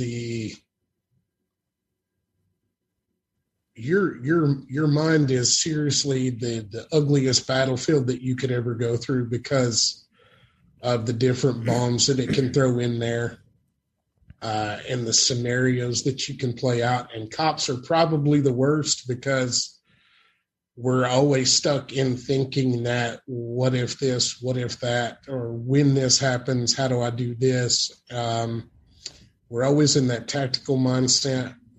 We're always hyper vigilant anyway, and that just increases. Paranoia increases, different, and then all of a sudden, man, you're that guy that has always been in control, and all of a sudden you're not in control anymore, and you're the one that needs help. Right. Holy crap! How do I deal with that? Mm-hmm. Mm-hmm. Well, there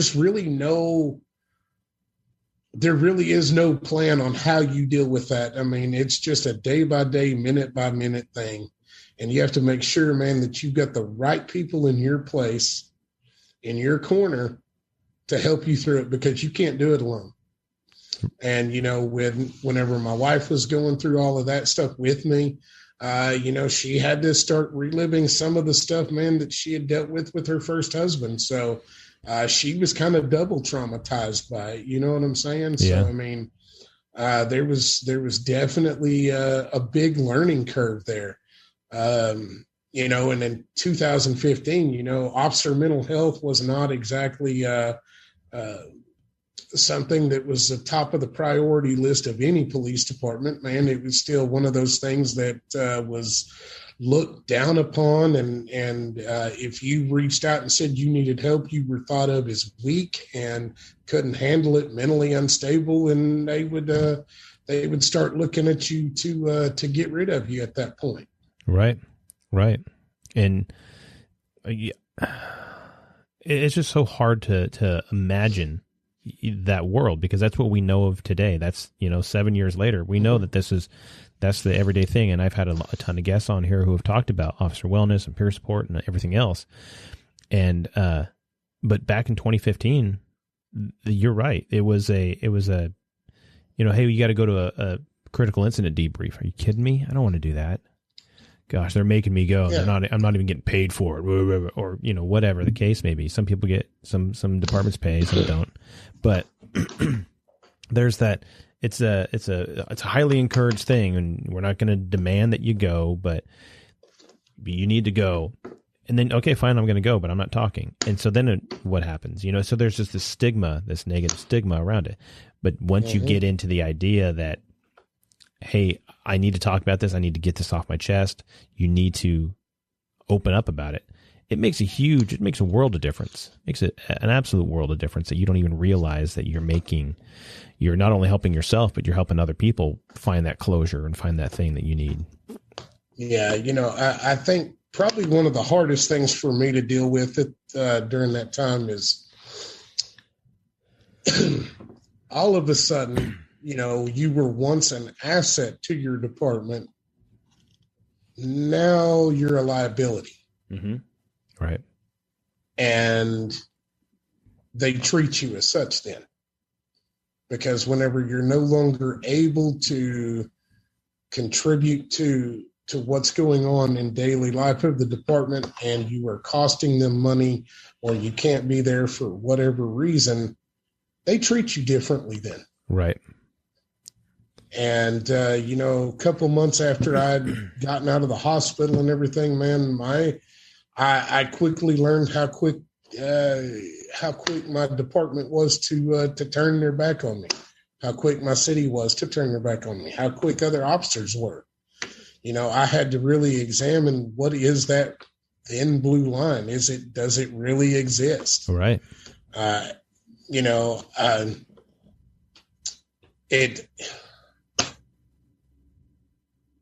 I think to me, that thin blue line it does exist in some departments to a very strong extent, and that's a great thing. But in other places,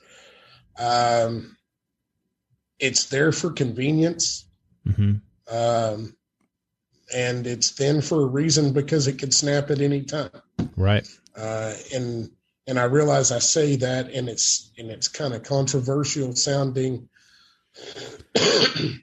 but at the same time, it's true. Unfortunately, it's true. It's such a common occurrence that departments are turning their back on their officers. It's scary, and leaving them to fend for themselves and be by themselves and not even know which end is up. Yeah, it's funny. I just spoke with an officer named Lindsay McCall Long, who was on my last episode, and she was mentioning that same thing where she was over in Georgia, and she's working over there, and she's dealing with that culture that's over there. And then she moves over to Arizona, and she now notices a total different culture change in how mm-hmm. everybody treats each other. It's not that they would treat each other bad. It's just the interaction was just different. There was just a total cultural difference in how, it was closer. Mm-hmm. Everybody knew a lot more, and the more you get West Coast, and I know this from firsthand experience, that when you get kind of more West, it's everybody just kind of sinks into their own little world, because we have so much more space over on the West Coast than they do over on the East, mm-hmm. whatever the case is. But you just there's this kind of a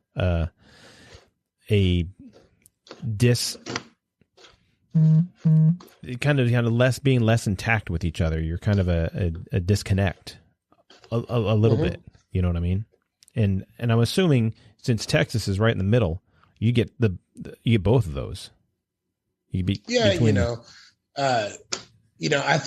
think what was kind of hardest to deal with that is you had to actually, it made you actually think about how many times you'd gone to war with these guys, how much blood, sweat, and tears you had poured out to each other. Effectively, you end up spending more time with those guys than you do with your own family. And so they kind of become another family outside of your home. How do you deal with the rejection that was just put put into your face, and how do you deal with those things? And to be real honest with you, at the time, I didn't know how to handle it. Thankfully I had a lot of good friends, a lot of good brothers in Christ and stuff from my church that kind of stepped up and took that place and helped me start putting some of the pieces back together. Right. So you mentioned earlier that it was a lot of mental and spiritual. We've kind of touched on the mental side of it, but we haven't really gotten in touch on that spiritual side. And you mentioned at the very beginning that you're an unapologetic Christian about that sort of thing. Mm-hmm. And it's actually, you sent me a bio that mentioned that exact word. Was that something that was there previously, or was that something that strengthened because of this ordeal, or was it kind of grow from this? I'm going to tell you, man, it was a combination of all three of those. Mm-hmm. Okay. It had been there before. It was still there during, mm-hmm. but I had to figure out how to grow and how to learn and how to deal with a new normal. Well, after all of that had occurred, there is very much a beginning, middle, and end to that. You go through those situations, man. It's really no different than going through a state of grief after a sudden tragic loss of a very close family member. You go through the same mourning process. Your mind goes through 9 kinds of hell trying to figure things out. There's no question about that.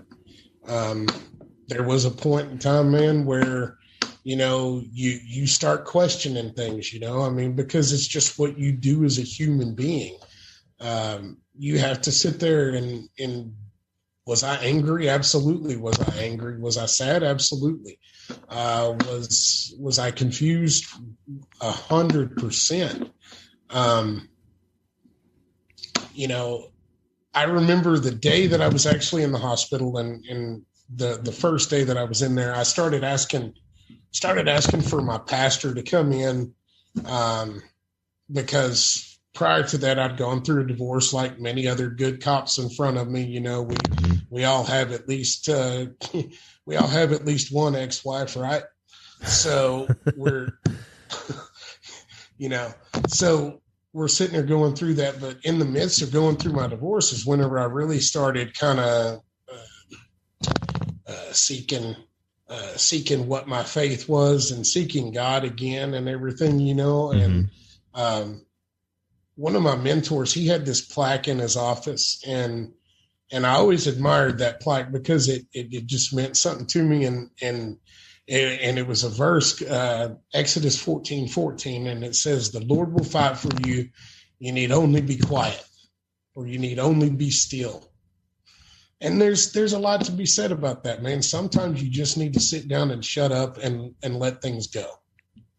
Agreed. And for us cops, I'm going to tell you, man, that is really probably one of the harder lessons to learn, because we're not good at sitting still. We're not good at shutting up, and we're dang sure not good at being the ones that need help. Right. We're just not, because we're the guys that have always got the answers. We're the ones that are always out there helping other people. But whenever it comes to our own issues and our own problems, we don't have the first clue in the world on how to handle those, and we don't have the answers for them. And that's what frustrates us. Right. And I think that's one of the reasons why we don't want to go to those debriefs and talk about our problems or whatever. I'm the one that's supposed to do what's right. I'm the one that's supposed to help others. I'm not here to have somebody help me and tell me that I'm good, bad, or otherwise, that I need to go talk to somebody, or I need to go see a counselor or whatever. Because I normally will tell somebody, hey, you should see a counselor. Hey, you should talk to somebody. And it's weird. We know the answers, but when we're in the midst of all of our garbage and our mind is so overwhelmed with whatever grief or problem or whatever, that's when we go and we forget all of the counseling that we give, or all the good advice that we give. We forget those things. Oh, absolutely. So it's like I told you, I mean, the physical side of things was the easy side, as tough as that was. But, you know, whenever you're up and then all of a sudden something triggers something and you start going into a near nuclear meltdown and you don't know why, that's when you know you need help. Yeah. And, I'd had similar situations like that happen to me. This whole situation, I mean, it really tested the strength of my marriage. It really tested the faith that I had in God. I would be lying to you if I told you that there was a point in time, man, where I was willing to just walk away from everything. I was willing to walk away from my marriage. I was willing to walk away from God. I was willing to walk away from everything I knew to be right because I was so tired, because I was worn down. Right. I just couldn't carry myself anymore. I mean, and that's the reality of it. Yeah.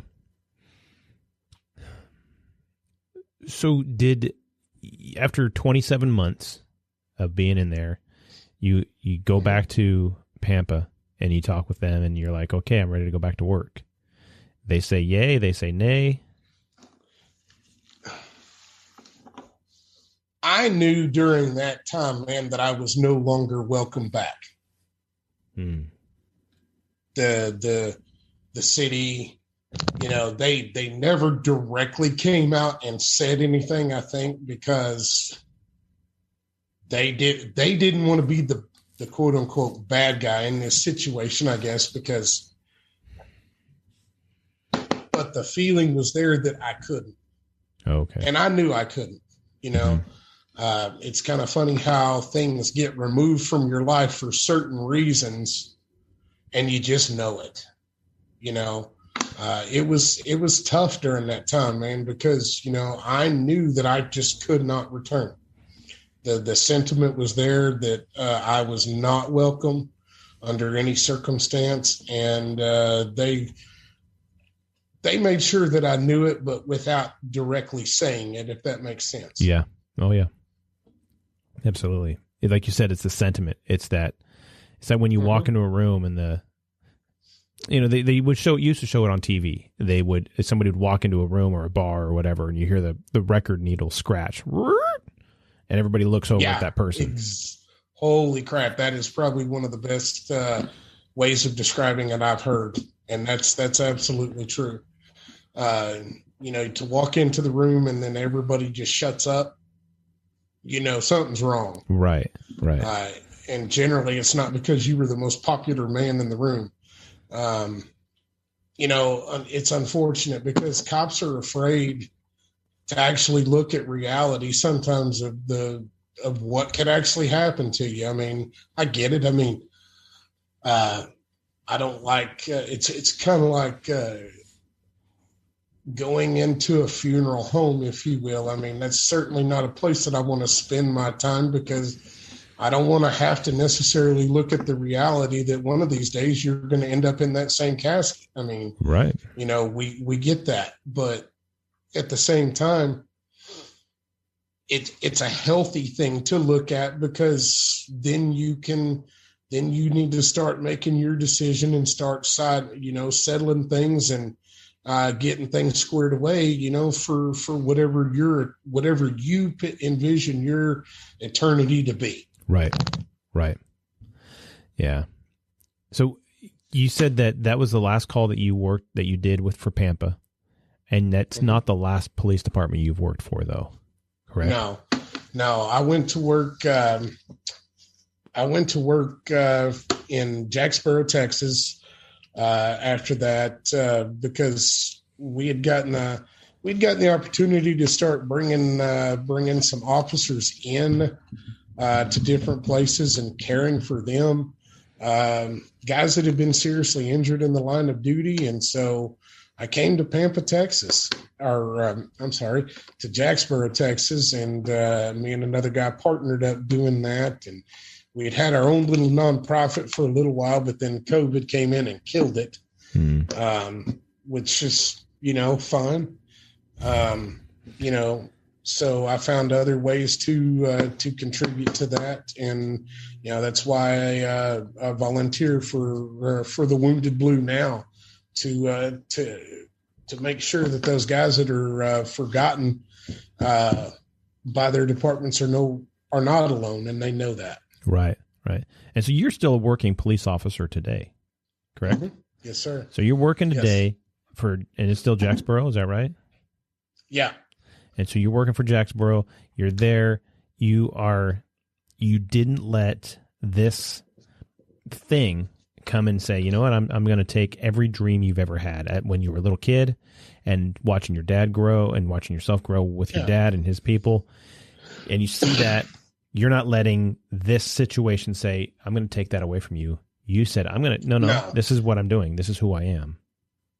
Yeah, exactly. It's one of those things. I think for my own personal mental health and my own personal well-being, I needed to know that I could go back and do it. Right. One way or another, I needed to know if I could or if I couldn't. Mm-hmm.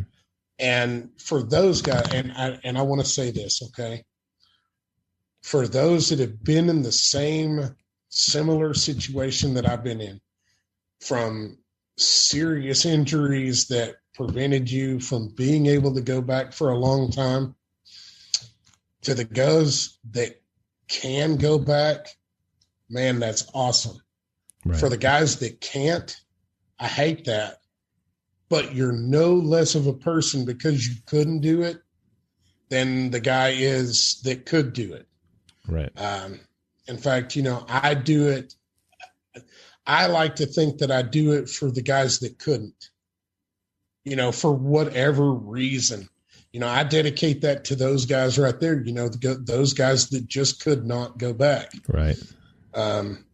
There's a serious amount of different things, whether it's physical, psychological. And let me say this, okay? I was diagnosed with post-traumatic stress disorder, if you want to call it that. Well, it's not just psychological, man. That is very physical because it makes physical changes to your brain. Okay, so let's put that aside and let's sit there and let's actually call that what it is, an actual physical injury to your brain. Right. It is not just something that is in your head. You're not crazy. It is 100% natural. Just like it was, man, just like if you get cut, you really bleed. Right. Well, your brain is cut and it physically bleeds. It changes. Right. So they said physical changes. I listened to I was at a seminar and I heard Betsy Brantner Smith talking one time, and those of you who listen to the show know she's been on here before, and she mentioned that the brain actually, when it goes through that stuff, it gets scars.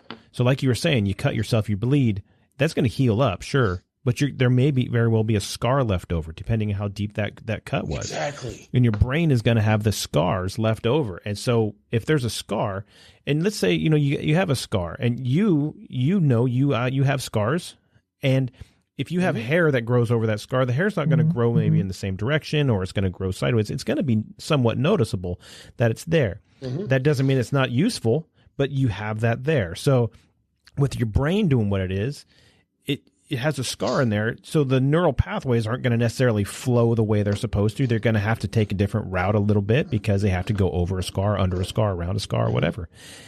And when it does that, it just either takes a little more time for that neural pathway to connect, or it hits a different road and starts thinking about something else. And like you said, you're not messed up. You're not crazy. You're dealing with an injury that you have, that your body is doing everything it can to circumvent and try to deal with and work over that situation. It's just the way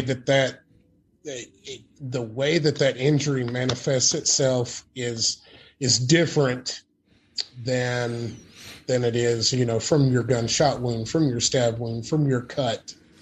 It just manifests itself differently. Right.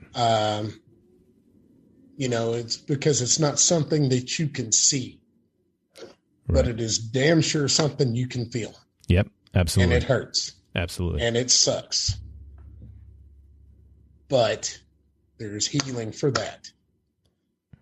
And there's treatments for that.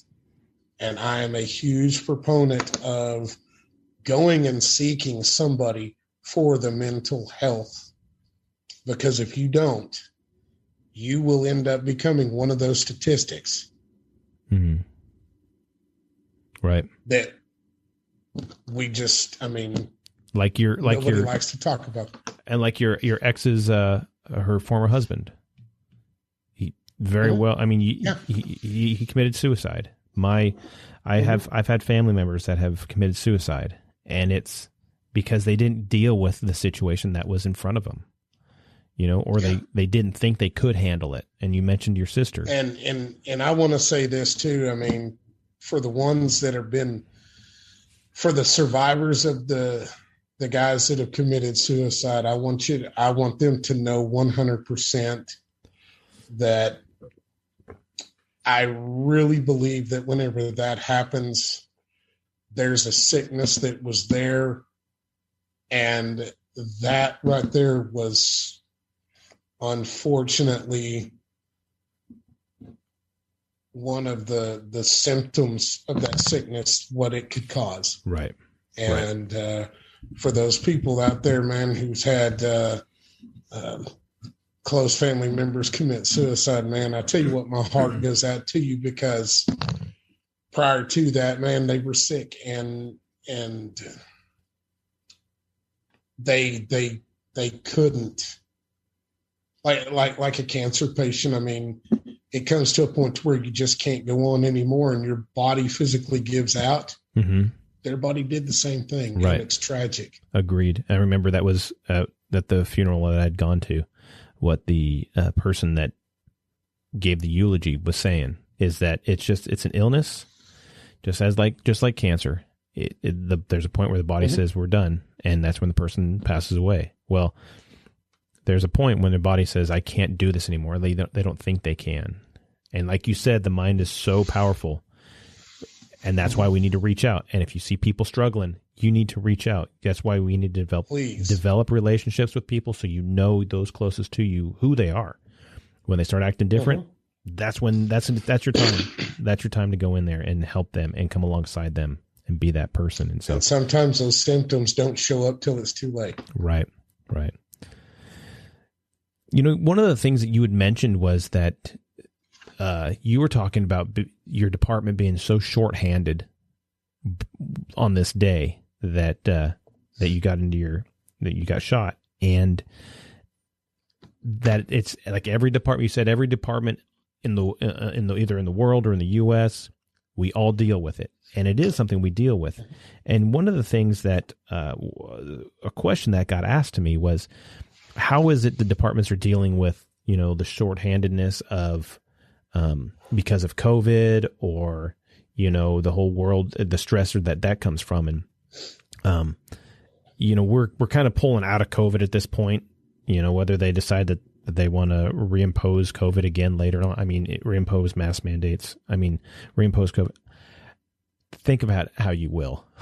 But the idea is that if you, how did we deal with it as police officers, the stress and stuff of it? And I don't think we had the stress of that. I think that wasn't a stress. We deal with being shorthanded all the time. We deal with the stress of not having enough people to go do the things we need to do with our departments. You said everybody was down 5, and 5 is a small number. You could have easily said you were down way more, because that's just what you had. You didn't have bodies for the positions you had open, but that doesn't mean that some statistical, group could come in and say, oh, you guys actually need 25 more people in your department or whatever.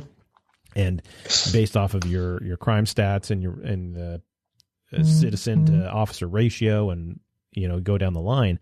But we deal with that shorthandedness all the time. That adds to the stress that we deal with, that adds to that ability for us to say, you know what, I'm going to I'm going to get through this situation this way, and this is how I'm going to do it, and this is how I've always done it, Yes. and this is how we're going to do it because this is what we know to do. And that is our mindset, to do what it needs to be done, as opposed to just letting a situation come and dictate to us how it's going to handle it. Yes. You know, you talk about being shorthanded. I have to agree with you. I mean, that is a problem. Don't get me wrong. We do need more people out there on the streets, but that's not the biggest problem. I mean, we can deal with that. Yeah.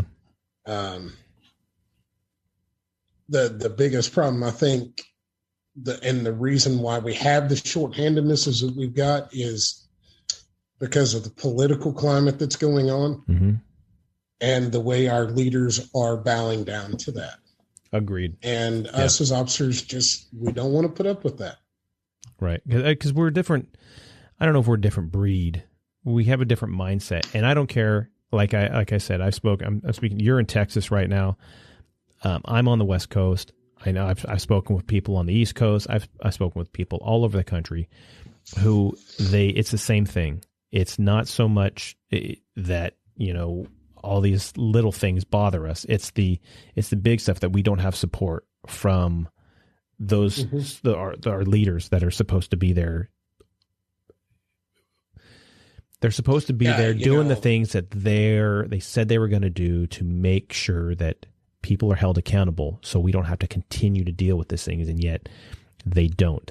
People don't want to handle the responsibility that they said they would handle from the beginning, and it's a hard thing to do.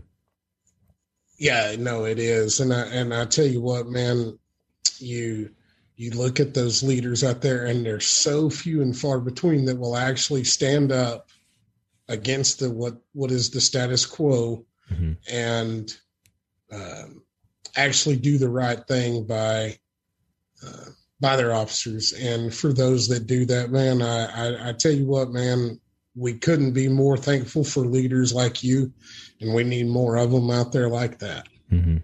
Right. And you know, there are solid folks out there who are doing good, and they're not getting any kudos for it, other than, hey, thank you for what you did for me, my personal issue, whatever it is, you came to my house and you helped me or whatever. But then, you know, they are the ones that are, you'd always talk about the backbone of whatever, you know, the infantry is the backbone of the Marine Corps. The patrol is the backbone of a police department, you know, because you have detectives and you've got special assignments and you've got traffic, you know, all this other stuff. But patrol is the backbone, and you talk about the backbone and you break it down even further, you get in the minutia, and those individual people like yourself, like I work with guys myself who are they go out, they complain to those closest to them, and they leave it at that, and they go home to their families and they do what's right, and they continue to just try to do the right thing because it's the right thing to do, because they are the physical manifestation of integrity is what they are. And it's such a rare thing. And you see that with veterans, you see that with people that come home knowing that, you know, whether Afghanistan was good, bad, or otherwise, we needed to get out, all this different stuff. It doesn't matter. They were doing what was right because they knew it was right, because they saw the people's face. They saw the kids who were bummed out, or the kids who were the women who were raped, or the starving children and families and stuff like that. They were doing what was right. And it's important to do that. When you see something that's wrong, if you have the ability, go fix it, go do it, go be the epitome of integrity. Yeah. I wish more people would do that these days. Yeah, I agree. So, you know, you mentioned that you're a Christian, you're a family man, a husband, and a cop. And you said you sometimes got those priorities mixed up. But as we've talked, you noticed that we talked about you being a cop, and then we talked about you being a family man, and now we talked about you being a Christian and all the values and the virtues that come from that. It's as if that building up of all that stuff put those priorities. You had to go through all this stuff to have those priorities in your life be the right in the right order. No, I did, man.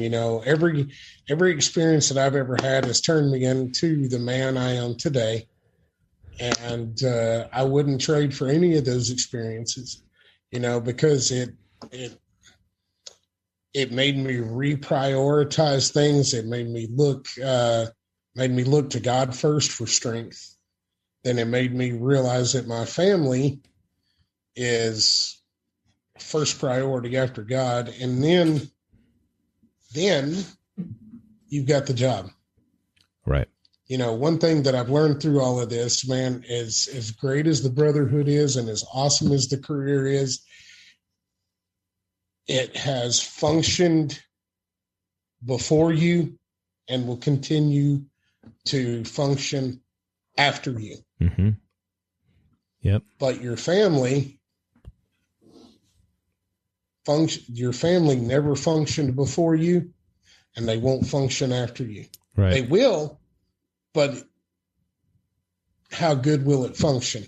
Right. And, it really made me pay more attention on being a dad, being more intentional with my wife, being more intentional with my kids, and taking that time that is absolutely necessary to do what you have to do. Mm-hmm. Mm-hmm. It's like an engine. You can pull out a spark plug and it will still run. It'll be a knock and a ping and it won't run as well. Mm-hmm. But if you have all the spark plugs in there, you have everybody doing their part, the family runs well, and there's joy in that family, and there's value in it, and that you're solid. You pull that out, and all of a sudden now you're at a point where it's just not functioning right. It'll function, it'll get you from A to B, but there'll be a lot of problems along the way, and it just doesn't work out as well. And like I said, I mean, for those guys that are out there, man, I just really want you to, figure out what your priorities should be and go from there. Because I'm not here to proselytize and browbeat you or anything like that, man. But life sure is better with God in it, and getting those priorities straight, right?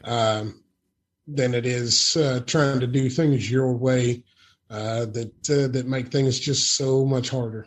Right. So I agree with you 100%. I know that it's just a rough go. And I mean, if people listening to this are at that point where they're just, they don't know what to do. They don't know, or you're struggling, make sure you're talking to people, make sure people are in your life, mm-hmm. Bite the bullet and get out there and know the people that you can trust. You have to know who those are, and then be willing to open yourself up to them, pull them off the side. Hey, you got a minute to talk? And if you see people in your life and they're different than how they normally are, go ask them, are they doing okay?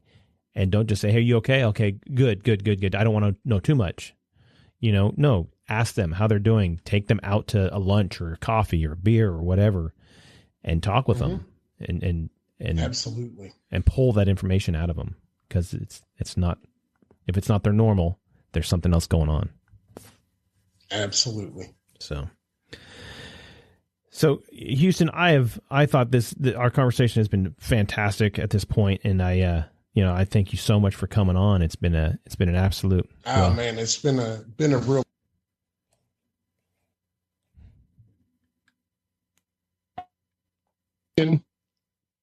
For being on here.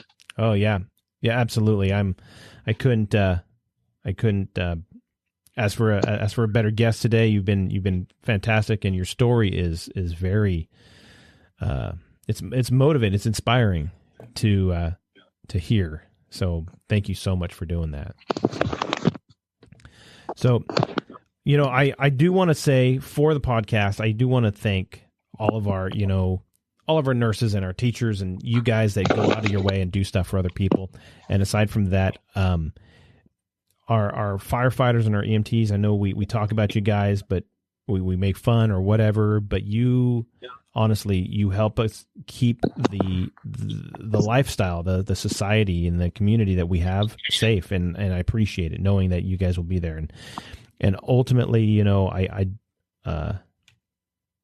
I want to thank our police officers, you guys that go out every single day and make sure that we have the lifestyle that we have, that are willing to put other things first, other people first. We don't even know.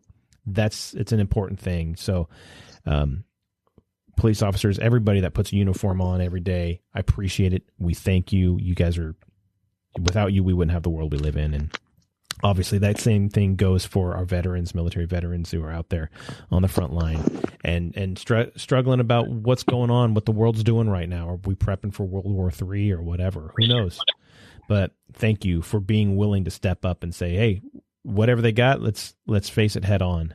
And every single one of you firefighters, police officers, veterans that say that and look at that every single day, you do the Lord's work, hands down. Thank you. So, Houston, any final thoughts for everybody? Man, I tell you what, just keep up the good fight. Keep doing the good work. Those that are out there, man, if you're called to do it, pray about it. Make sure that that's exactly what it is you want. And for those that are still in it, man, we need you. Keep it up, man, because this new generation, man, needs this old generation to teach them what's going on, man. I know the crap that's going on out there in the world is tough, but we're tougher than that, and God will be there for us, man. Absolutely. You said you're working with a couple of organizations. Who are those organizations?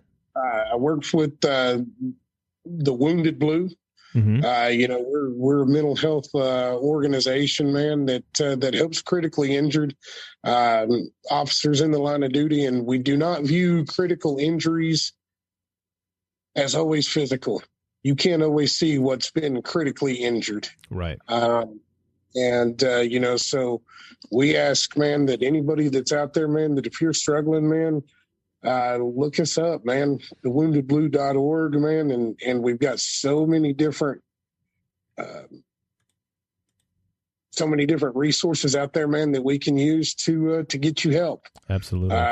Through peer-to-peer and through actual physical medical means. And that's what we're here for, man. We want to help you get through the pain that you just can't bear anymore. Perfect.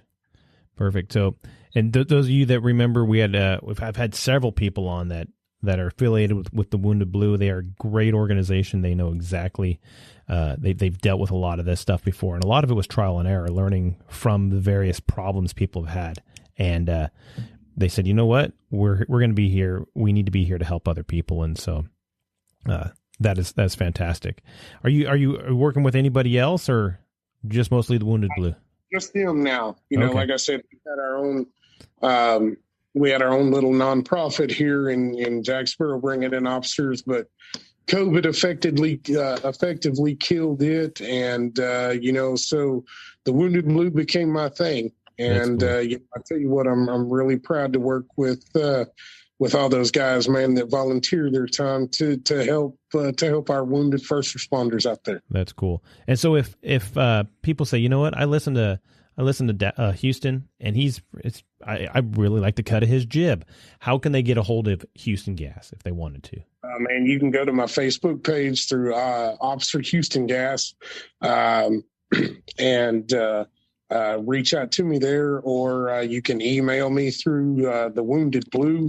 My email address is houstongas@thewoundedblue.org.